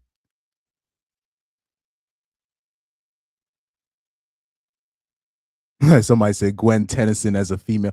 I mean, she was underrated. She was underrated in Ben 10. But yeah, everybody already knows who my favorite character, my two favorite characters in Ben 10 is Kevin, Ethan Levin, and the Rohit. I don't know if you guys remember this character, Rohit, the rat from Ben 10.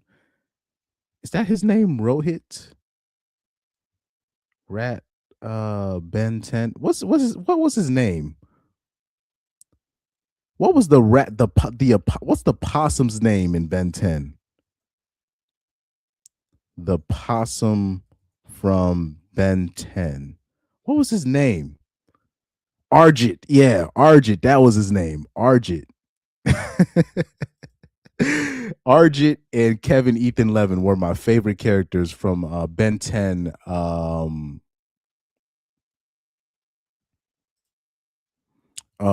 Yeah, Ben 10 Alien Force and yeah, Ben 10 Alien Force, and then there was like Ben 10 Ultimate Alien. I haven't seen this new Ben 10. I haven't seen the new Ben 10 series. Was it Ben I forgot what they call it. This new Ben 10. I never watched the new Ben 10 stuff. But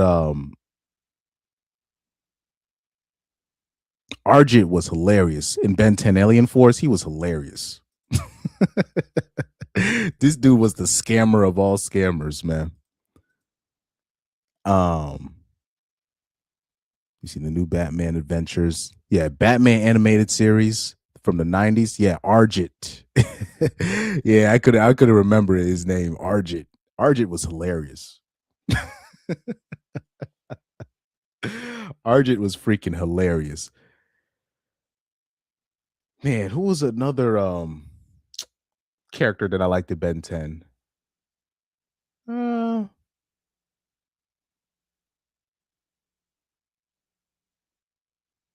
I got to think about that as well.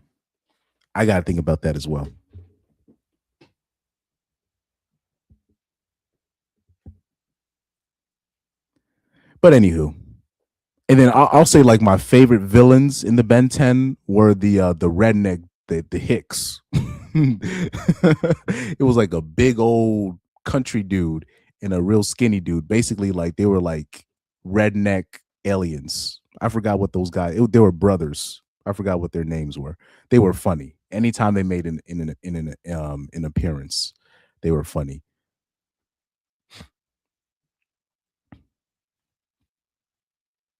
He said the judge from Ben 10. Who was the judge from Ben 10? B. Watkins says, I am worried generally that the Ben 10 comics will actually go there. That really well-known thing the fandom used to be infamous for. I mean, I get worried because comics do sometimes push for this. Frankly, incest is being way too. Oh, I know what you mean.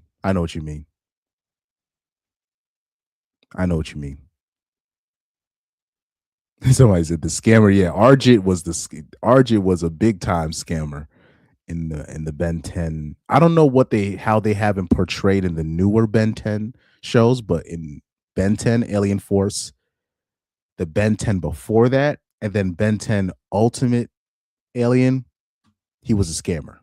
That's what that's what he was, man. Anytime they would see Arjit, they'd be like, okay, what you up to now, Arjit? He'd be like, I'm so hurt. I'm wounded that you would think this of me. And they would just be looking at him and they'd be like, okay, this is okay, this is what I'm gonna do. Yeah, Kevin was my favorite character. Yeah, Kevin and Arjit. Those were my favorite characters. The way Kevin was simping for Gwen, his girl the whole time was funny to me. Oh, Vilgax. I forgot about Vilgax. I completely forgot about Vilgax.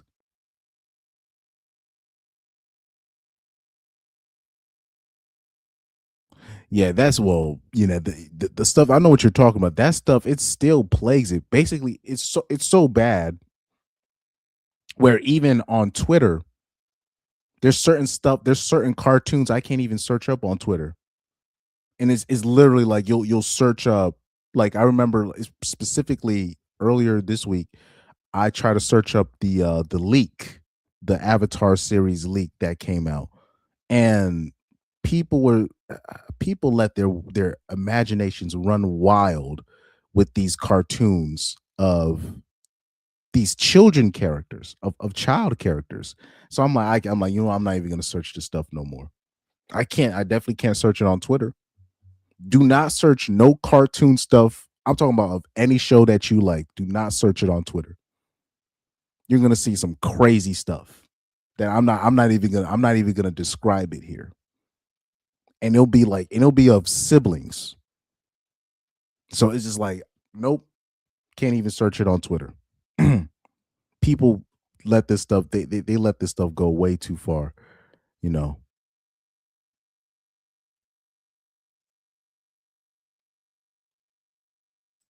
He said, why does that? Yeah. We could talk about that another time. But anyways, let's read this article right here.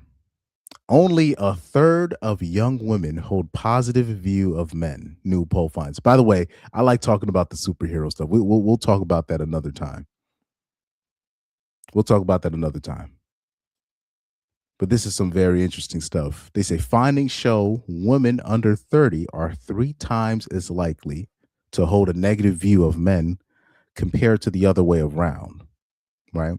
So they're going to show you the numbers in a little bit. They're going to show you the numbers.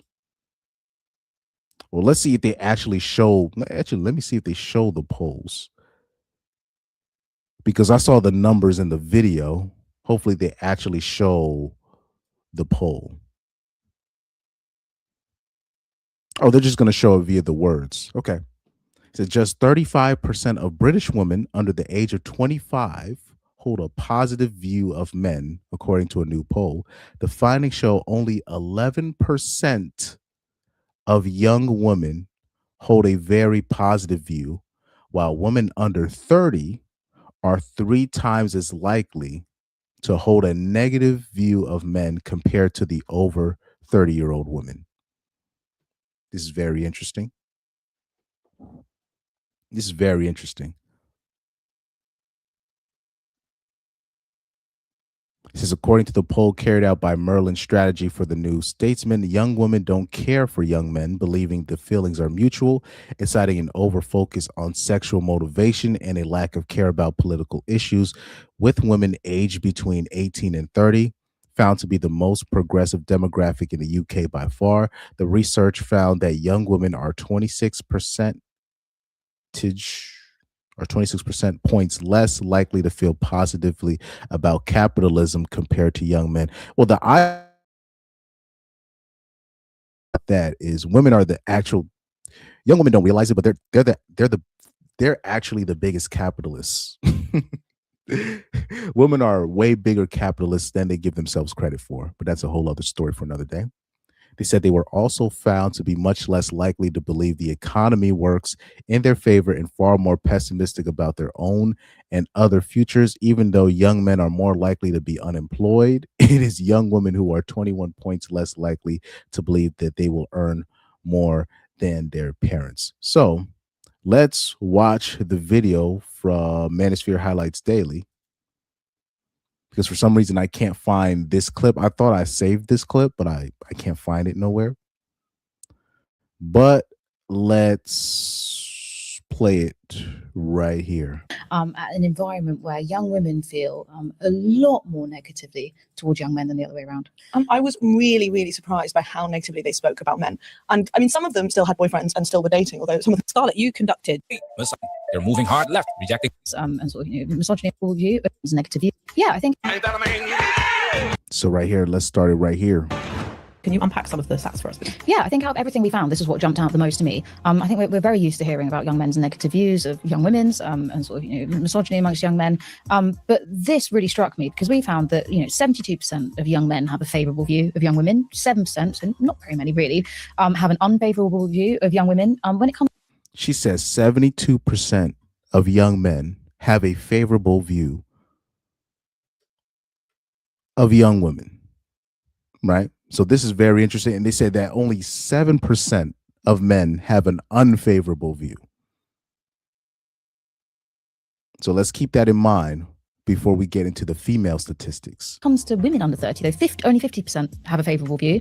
The unfavourable view of men goes up to the view of young women, a favourable view of Let's actually slow it down when they start speaking on the stats.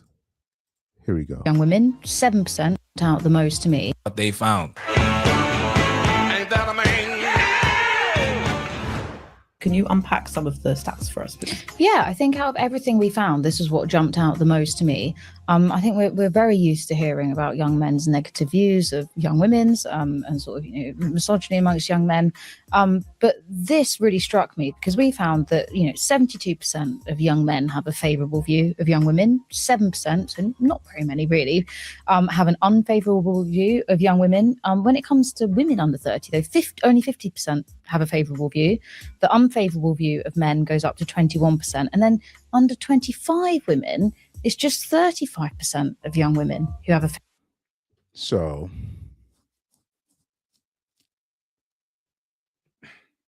young women in general. So if we're averaging this out, wait, let me make sure she said, let me just double check. Let me double check. It's just 35% of young women who have a favorable view of men. Yeah, so only 35% of young women. Only 35% of young women have a favorable view towards men. So basically, if we're really being honest, it's not 35%. That means it's really probably about 25%. Only that. Let's keep it a buck. When they're saying 35%, it's probably really 25%. And people might say, "Oh, you kind of messing with the numbers." No, let's keep it a buck. So that means really. So they're saying 35%. Let's do the averages because I think it's really 25%. So we'll average it out. So that's about around 30%. So only 3 out of 10 women that you meet, only that means 7 out of 10 women hate men. This is basically that's basically what they're telling you. 7 out of 10 hate men. Now they can't outright say that 70% of women hate their male counterparts, meaning young men that can't help them out financially or physically or whatever. But they just can't outright say they hate. Because it's interesting that they were willing to put out there that 70+% of young men have a favorable view towards women, yet only 30%, around 30%, really, of young women have a favorable view towards men. So you do the math. It actually makes sense. These percentages, when you start putting these percentages out there, it actually makes sense. They say that only 7%, around 7% of men have they say only around 7% of men have a unfavorable view towards women. Now, isn't that ironic when we talk about what percentage of men you can say are having the most consistent sex with women, and it's around 10% of men that can say that are having most of the sex with most of the women. Yet, it's interesting that there's around 7 to 10% of men that have the unfavorable view towards the women, and the demographic of men that actually hate women are the ones that they're the ones that are getting the most sex from the women. I've always believed that, and these percentages, they add up. It's starting to make sense. And of course, most men still have a favorable view towards women because most men are not interacting with women on the regular like that. Most men aren't sexually intermingling with most of the women like that. So the ones that are getting the least sex from the women are gonna obviously have a more favorable view towards them because they're not really around them like that. They don't really know them like the top 10% of men do, right? So all of these percentages, it's adding up. it's really adding up. Oh man, this is interesting stuff. Let me see. Let me see. Did I miss anything in these chats?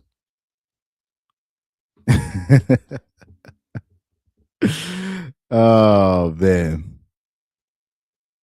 He said, and all these men are only seen positively because they are uber chads.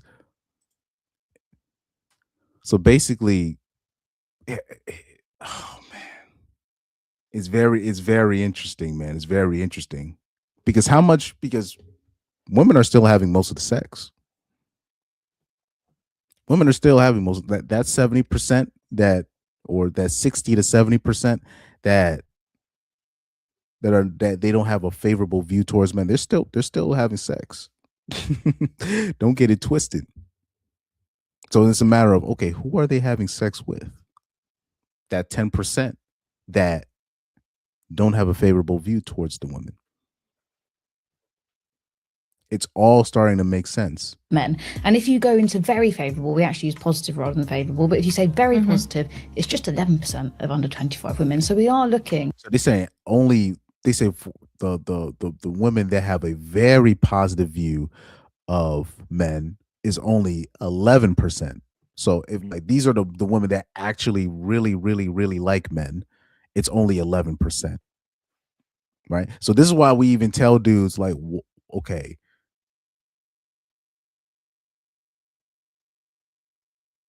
why are you trying to sell a dream to these young men that, okay, you're going to find a girl that really, really likes you when it's very few of them? It's very few.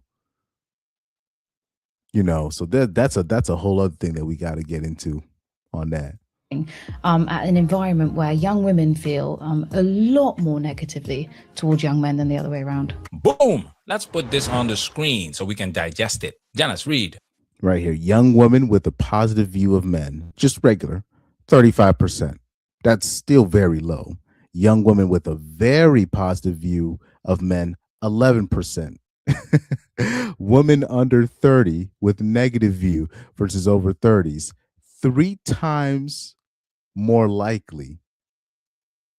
So they didn't even want to put the number, but all you got to do is all you got to do is do the math. What's the opposite of young women with a positive view? Young women with a negative view, and you just take that percentage.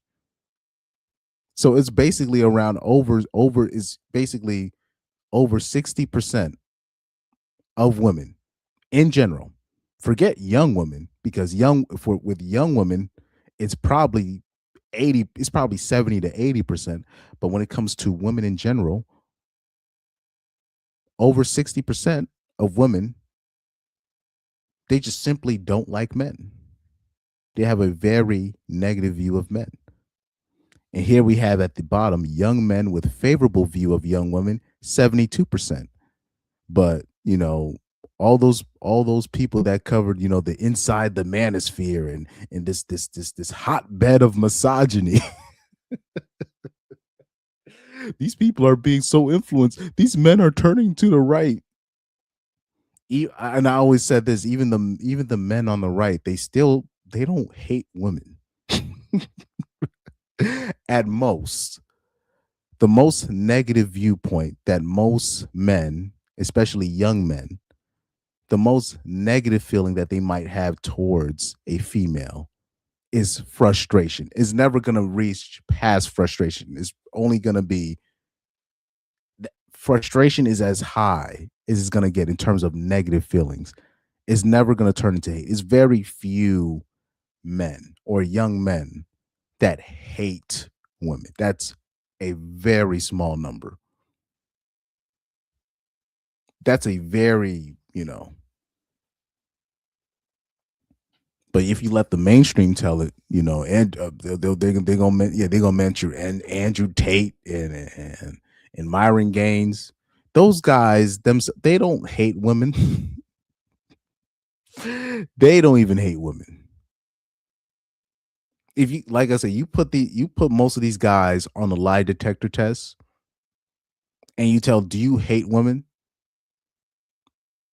Most dudes are gonna be like, no. Most people are gonna pass. Most men are gonna pass that test, especially young men.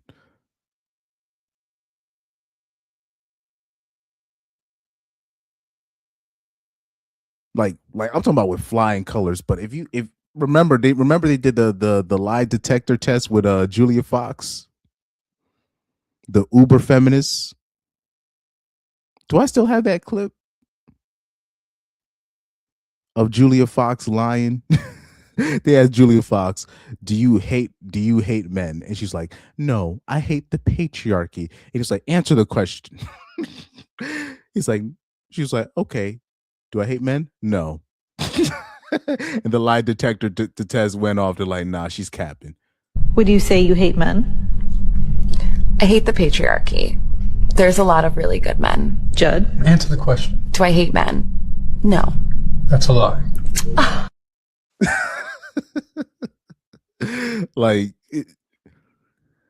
We already knew this stuff though, but it's interesting to have the numbers, you know,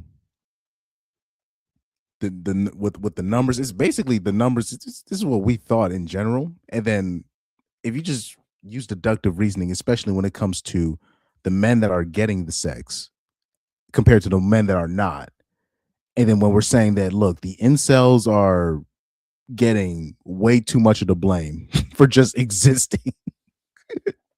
Where most likely the most misogynistic men are going to be the men that women are actually giving the sex to. These are, what's it, the Chads, the Tyrones, the criminals, these people, right? Those are going to be the most misogynistic. Those are going to be the ones that are the actual predators at times, especially when it comes to when you're talking about not necessarily the Chads, but the criminals and all these people. Those are the ones that are going to most likely going to have a negative view towards women or have some kind of really bad negative experience.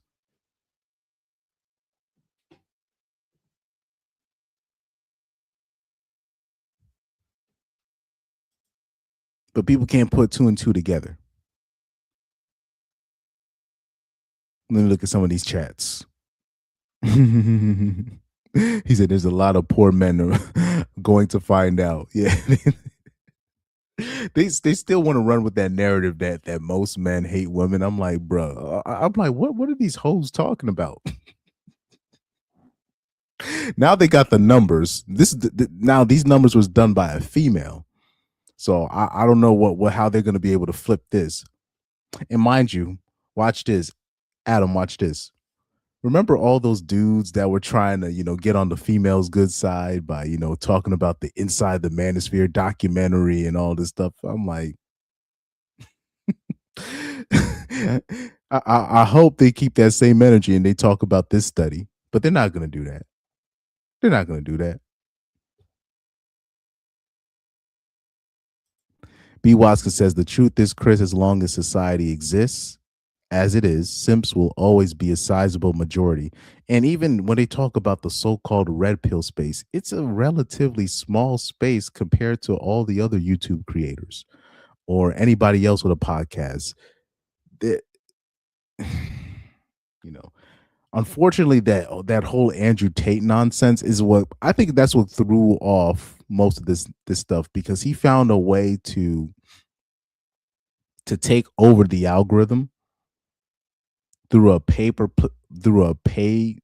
for play system with his fans, with his audience, with the people that attended his was it the Hustlers University, right?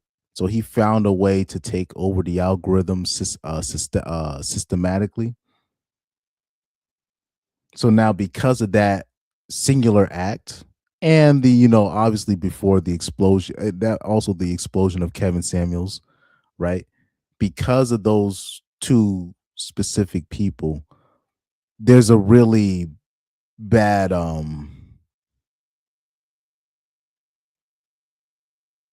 don't even know what the word is.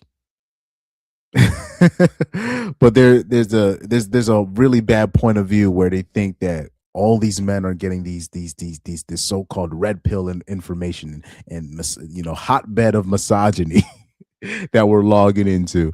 But that's not what's really happening, right? B. Watson says, that said, if population ration is 60% simps and the rest are incels, bye women's freedoms. Oh man. It's gonna be interesting though in the future what happens, with specifically with Gen Alpha. That'll be interesting.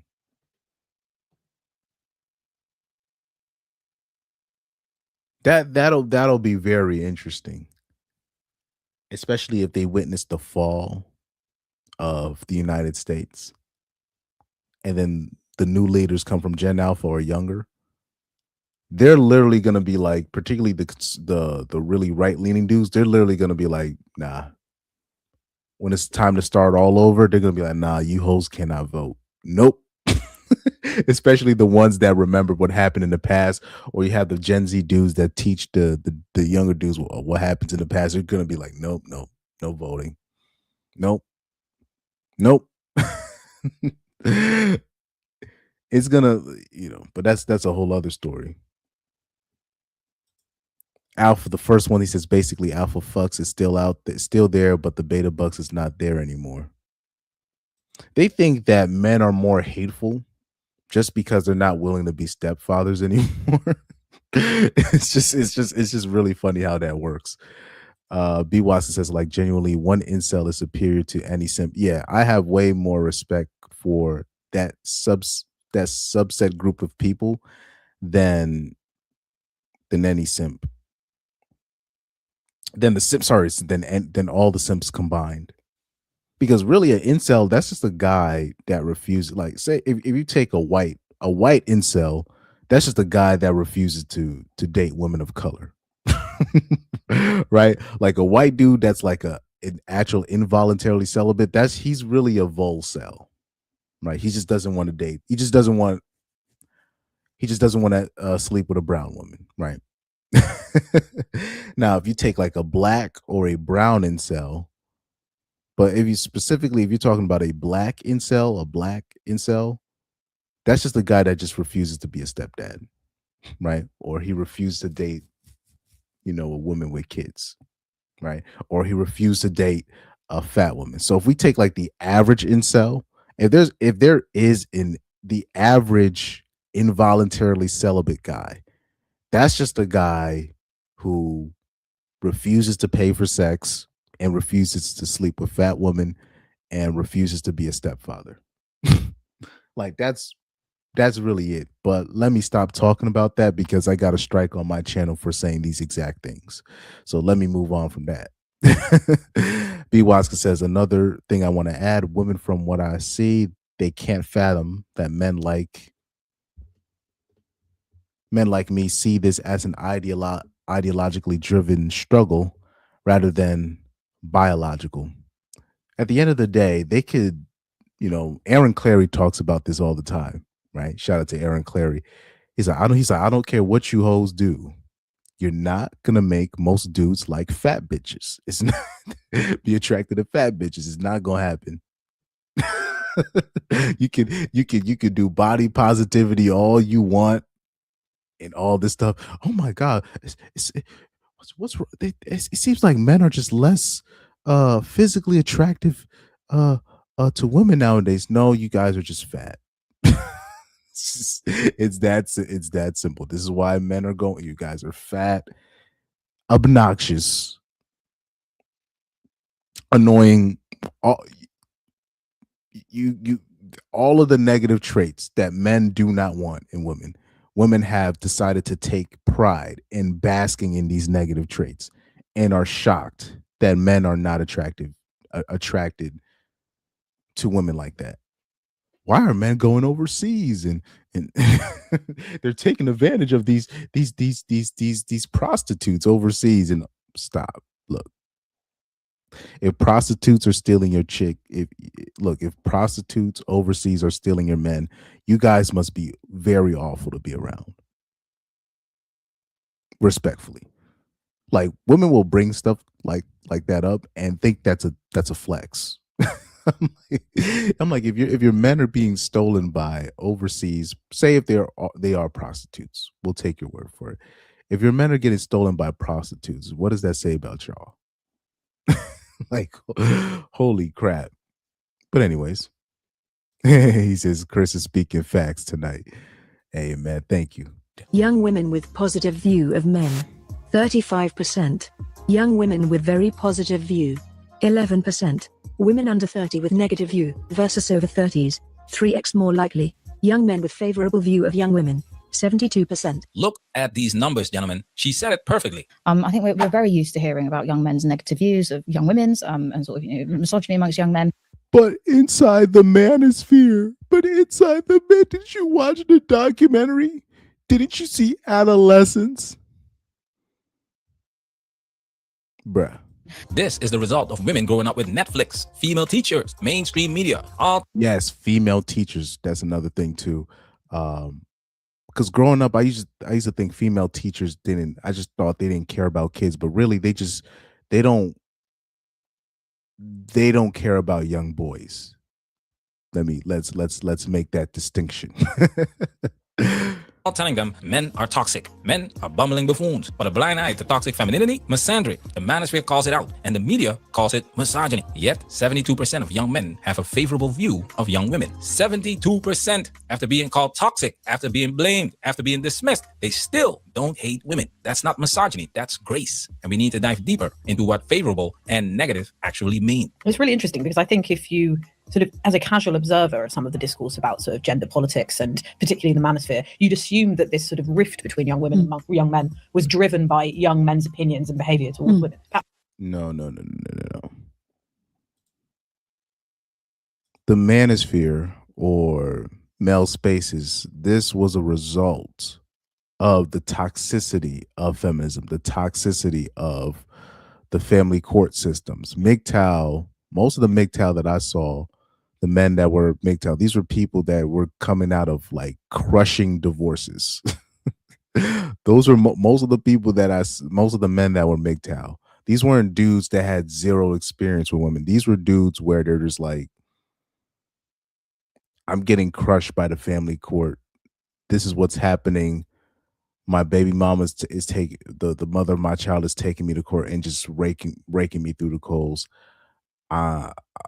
She's filing. She's having unlimited files until 18. Like I learned through MGTOW that basically a bitch can just keep filing.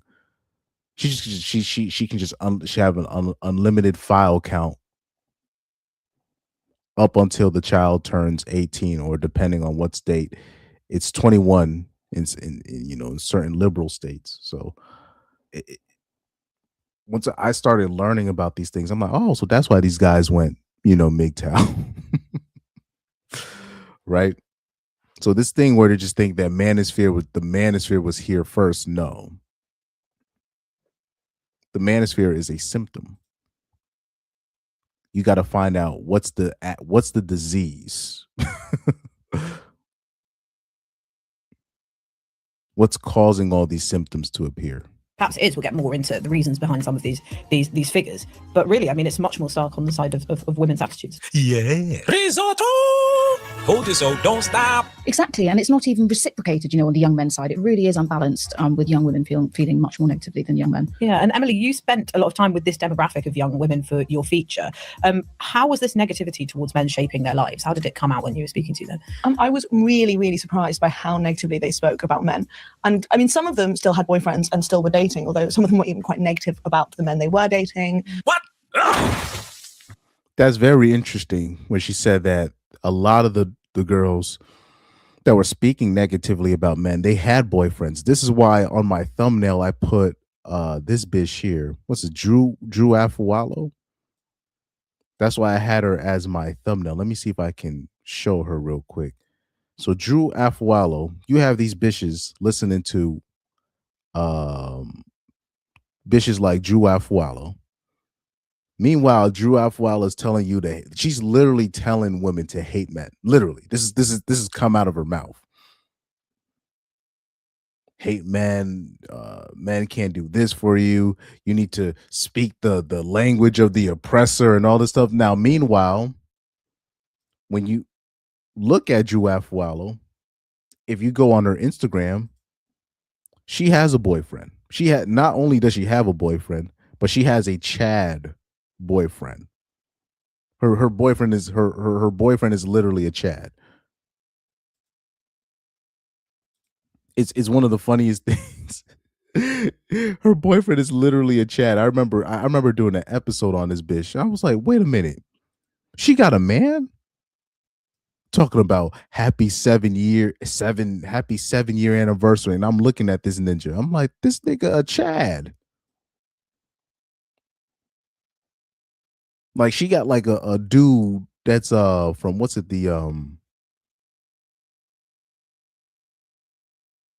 I forgot what those islands are called, but she has one of those dudes. What are those dudes called from the islands? Not Caribbean. They're from the the Pacific Islanders that be playing rugby. What are they called? What are these people? I'm blanking on these men's names. On what that subset group of people, what they're called. She has one of those dudes as a boyfriend. I forgot what those. It's the same type of people that The Rock, you guys like The Rock came from. The Rock. What are those people called? Why am I blanking on these people? She has one of those type of dudes. The Samoans. Yeah, she literally has a Samoan as as a boyfriend. Talk about happy 7 year. I'm on 7 year anniversary. So here you are talking all this ish about men, and you have a Samoan boyfriend the whole time, and you've been selling this garbage. And then I'm looking at her follower count. I'm like, is Drew Afualo an agent or something? Like this is weird. Like even the language that she uses, I'm like, this bitch a whole weirdo. She sound like an agent. But these are the people like Drew Afualo. These are the stuff that women with a TikTok account. These are the type of people that they're listening to. But they want to talk about an Andrew Tate. They want to talk about they want to talk about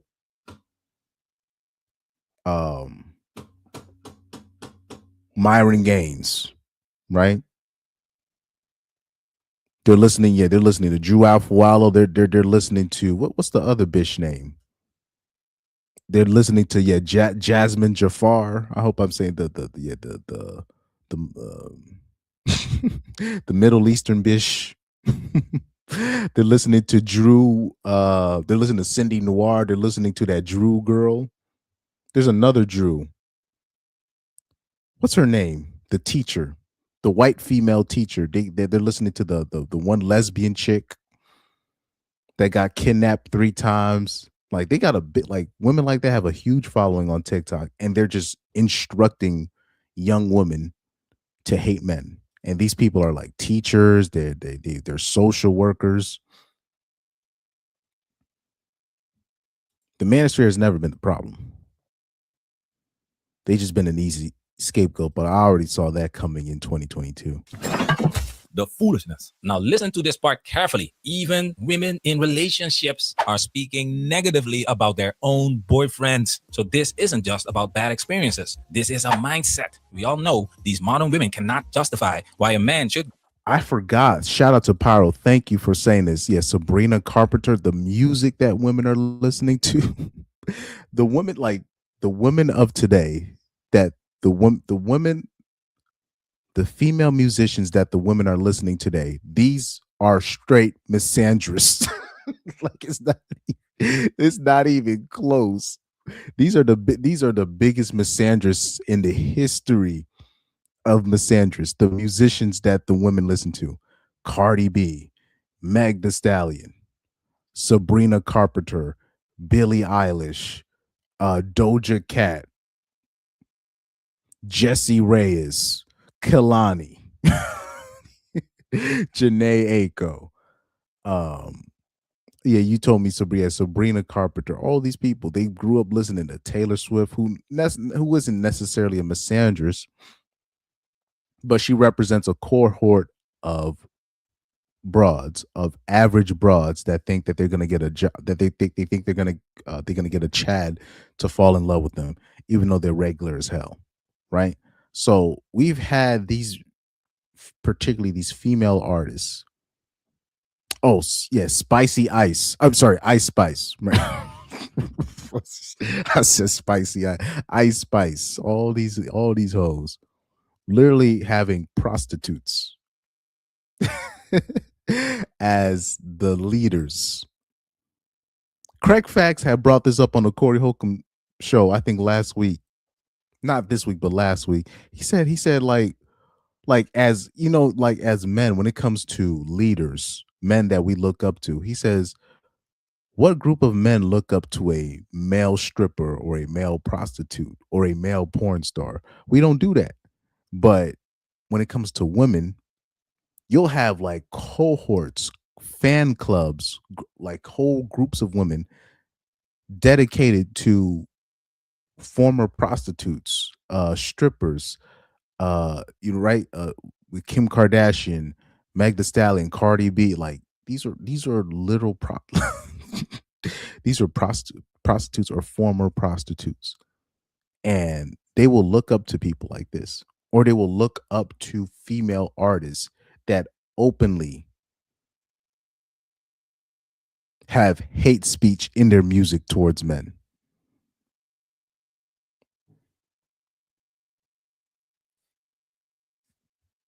It's crazy. Give them the world. And we all know the men these women are complaining about are part of the top 10, 20% because the average man is invisible. That explains why 72% of young men have a favorable view of young women. Most of them don't interact with them anyway. Hard to hate what you never get close to. One girl I spoke to was like, I can't imagine my boyfriend.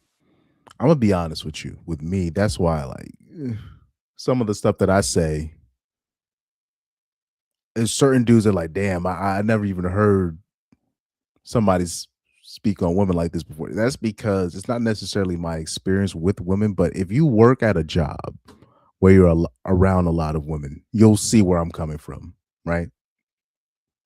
People say like I remember they were talking about this on Coach Greg Adams' channel, where he was saying that men need to get a red pill job, right? So that means men need to become nurses, right? Or men need to become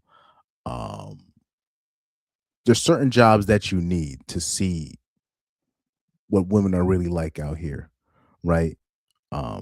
Me, right?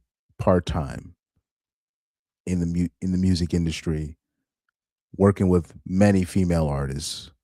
Like that should already be enough for me, but growing up, being in that, like if you're an athlete, that should be enough of a red pill for you, but a lot of athletes still end up being simps, but at least a lot of them know. But I'll always say this, like male rappers, male musicians, particularly I'll say in the rap industry, this is why their views of women tend to be very jaded because they're literally seeing like the whoredom that they witness in 4K. It's so bad that a lot of these rappers, they just end up being gay. They're just like, I can't even deal with it. I'm gonna just be with a dude. So that's how much crazy shit that they see from women, where they can't even they can never go out with a regular woman. They can never. That's why they never, like when it comes to marriage or it comes to a boyfriend or a girlfriend, they can never be with a normal girlfriend. They can never have a regular girl in general because a regular girl is literally a layup. They can get any regular girl they want if they have enough clout. So that's very, that's another very interesting, thing. People need to have a red pill job. So those are the people that might have an unfavorable viewpoint towards women. So that includes me, right? Even if you have a job, I say, even if you have a job working at like Burger King or something. But for me, I'll say like, after seeing what I saw in college, I can never look at women the same again. I ain't even gonna hold you. Friend at the pub with his friends talking about political issues, whereas that's basically all me and my friends talk about. So, she felt quite scathing towards, even though she loved him, she felt quite scathing towards him. And some women I spoke to had basically sworn off men completely and said they were uninterested in them, didn't have male friends. They all said they would not date a man who didn't share their basic views. And given women and men don't have exactly the same politics, and that's going to become more tricky if women are just totally not up for dating a man who disagrees with them on core issues. They viewed that as an absolutely uncompromising moral standpoint. Aha! You just heard why they call us misogynists. Because disagreeing is the new hate. Disagreement becomes hate. Different opinion becomes problematic. So now we've redefined the game. If a man disagrees with you, he doesn't think differently. He's morally wrong. And also I'll say this, it doesn't help because there's a lot of clown ninjas that I know, right? Particularly, I will say post 2021, that was doing stupid shit like sharing fresh and fit videos with their female colleagues at work. You know what I mean? Sharing Kevin Samuels videos with their black female counterparts at their job. So that shit didn't help either. Or sharing it via Facebook, that shit didn't help. But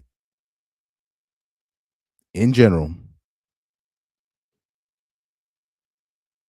anything that shows women in a negative light of any kind, you will be considered a misogynist.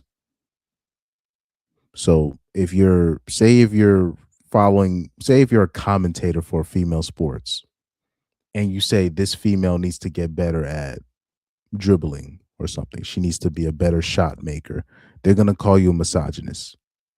Even though you could have literally said that Kobe Bryant sucks, rest in peace, right? You could have been talking crazy about LeBron James earlier. So I'm talking about talking crazy, and then you just said, "Oh, I think Paige Beckers needs to work on this a little bit. She needs to be more composed in clutch situations." I'm just making something up, right? But if you say that, they're gonna say that you're a misogynist. So anything that's considered a criticism it's misogyny, right? Did you get a sense? This is why they'll say that Joe Rogan is a far right podcast, right? This is why they say these things. Of why? I mean, you spoke to some influencers actually, and we often talk about these influencers in the manosphere who are leading boys astray. But in a way, there's something sort of reflecting what's going on the male side of things going on for women. Had they been sort of influenced by things that they were seeing online? Yes, I mean, I think men and women are looking at very, very different internets now. Young men and young women. Like the women I spoke to said they were worried about what the men were looking at online. They're worried about Andrew Tate's and people like that. From a sociological perspective, the internet. Yeah, they're always talking about Andrew Tate. Lots of, as a mum of a first child, like she's a toddler, I've got a lot of parenting content coming through on Instagram Reels in particular, and it's a lot of women basically being so horrible about their husbands and the fathers of their children. Totally. Weaponized incompetence and all of these kind of buzz. Now, a lot of these hoes on TikTok, they're doing this just for their engagement baiting. Same on Twitter, a lot of these hoes, they're engagement baiting. I fell for it one time. This is one Hispanic bitch I put on here. It was like a bitch talking about, custody of her kid, but she was just repeating a scenario and driving engagement bait. She wasn't really going through that situation. So you got to also check if those videos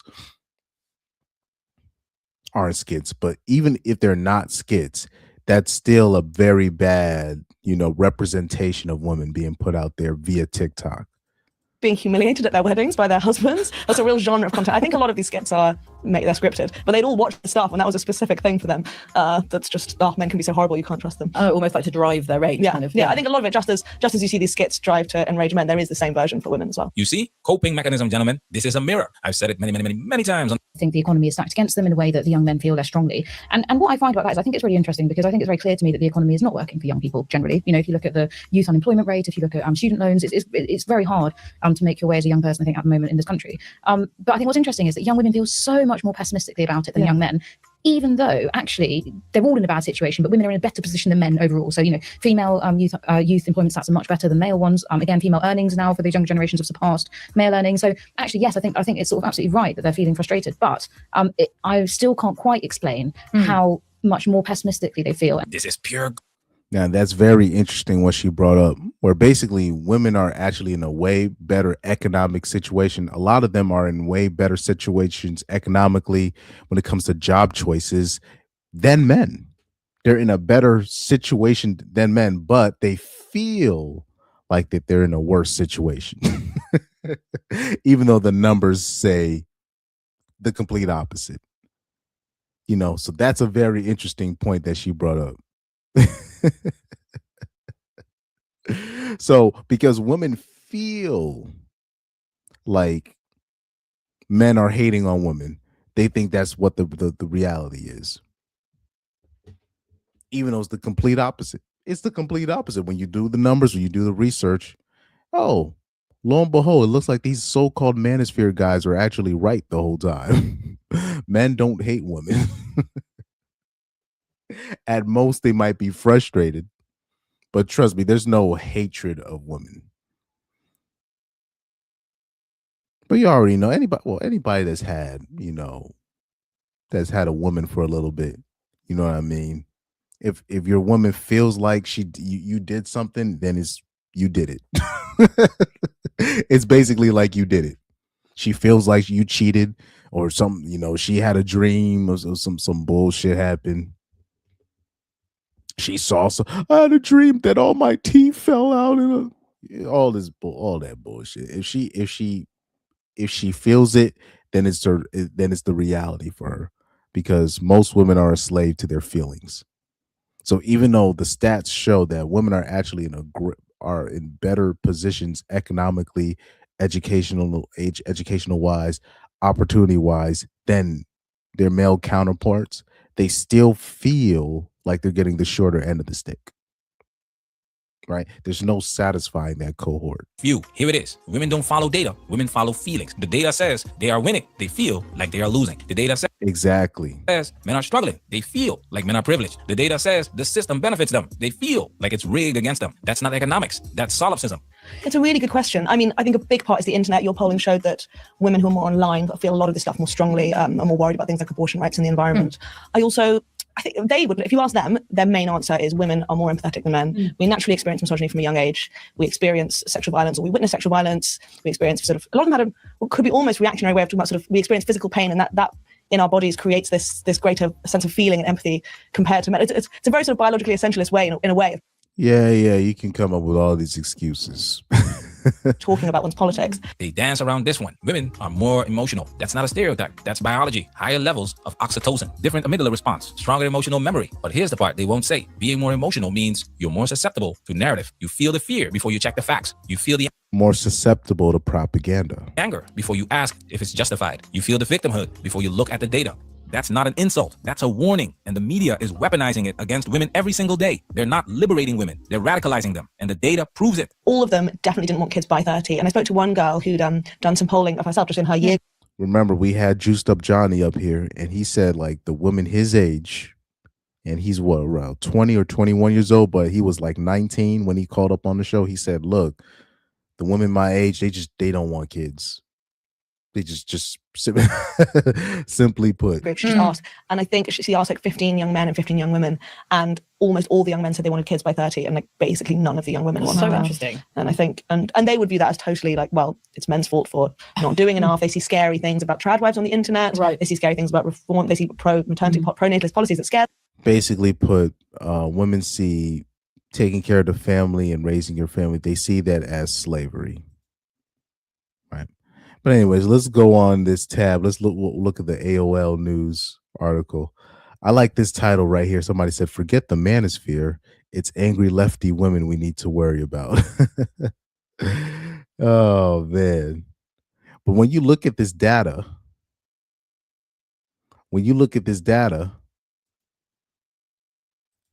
it tells you everything you need to know. How do you look at this data right here? You look at these numbers,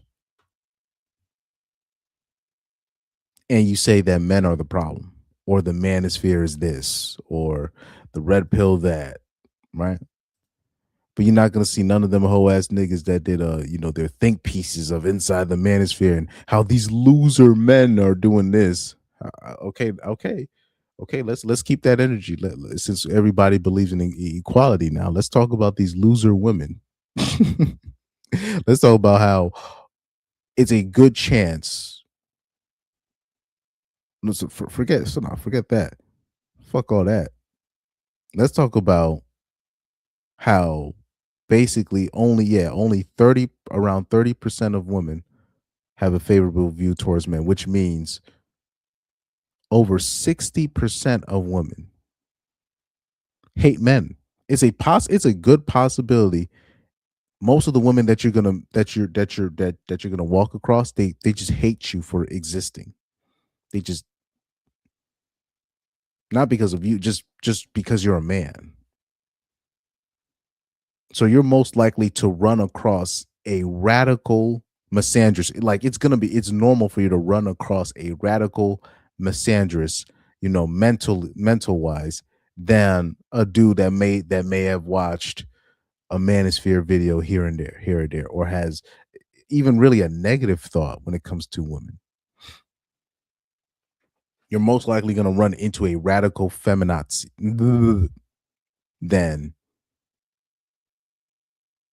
like, I'm talking about way more than just even an average man. There's a good chance you're more likely to run across a woman that has such a deep hatred for men than even running across an average man with an average mindset. So misandry is commonplace. There's no normalizing misogyny. There's no such thing. And by the way, I don't like this term that they use. They'll say gender war. There is no gender war. Let any man in public lift his hand against a woman. He's gonna get pummeled, not by women, but by men. There is no gender war. Anytime you say, "Oh, you just try to keep this gender war up," there is no gender war.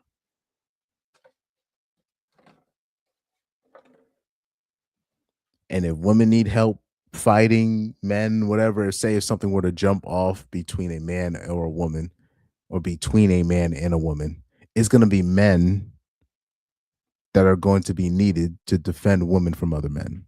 There is no gender war. there is no gender war. It's just women not accepting their natural place in life, right? And by the way, there was the latest Corey Holcomb episode. They were talking about this. It was a very deep discussion that they really spoke on this, where there could be, you can't, they're basically, I remember Craig Fax was talking about, you can't be surprised where the average woman that you run into, they're naturally going to have some kind of resentment towards you physically, because they're just looking at you like, I can't do that. I can never be a man. Physically, what a man can do, they're just looking like, I can't do that. So they're always going to need a man's protection. They're always going to need a man's provision. And eventually, if you have somebody that's literally doing everything for you, and you really, it is not necessarily like, oh, I got to spread my wings and fly. It's just literally, you can't because you don't have the facilities to do it. Maybe mentally, but physically, you just don't have the facilities to do it. So you are reliant on this man. Eventually, resentment is going to kick in. So even just off of that logic, just using the logic of depending on someone for so long, obviously the resentment is going to be more from the person getting taken care of than the person taking care of the person, right?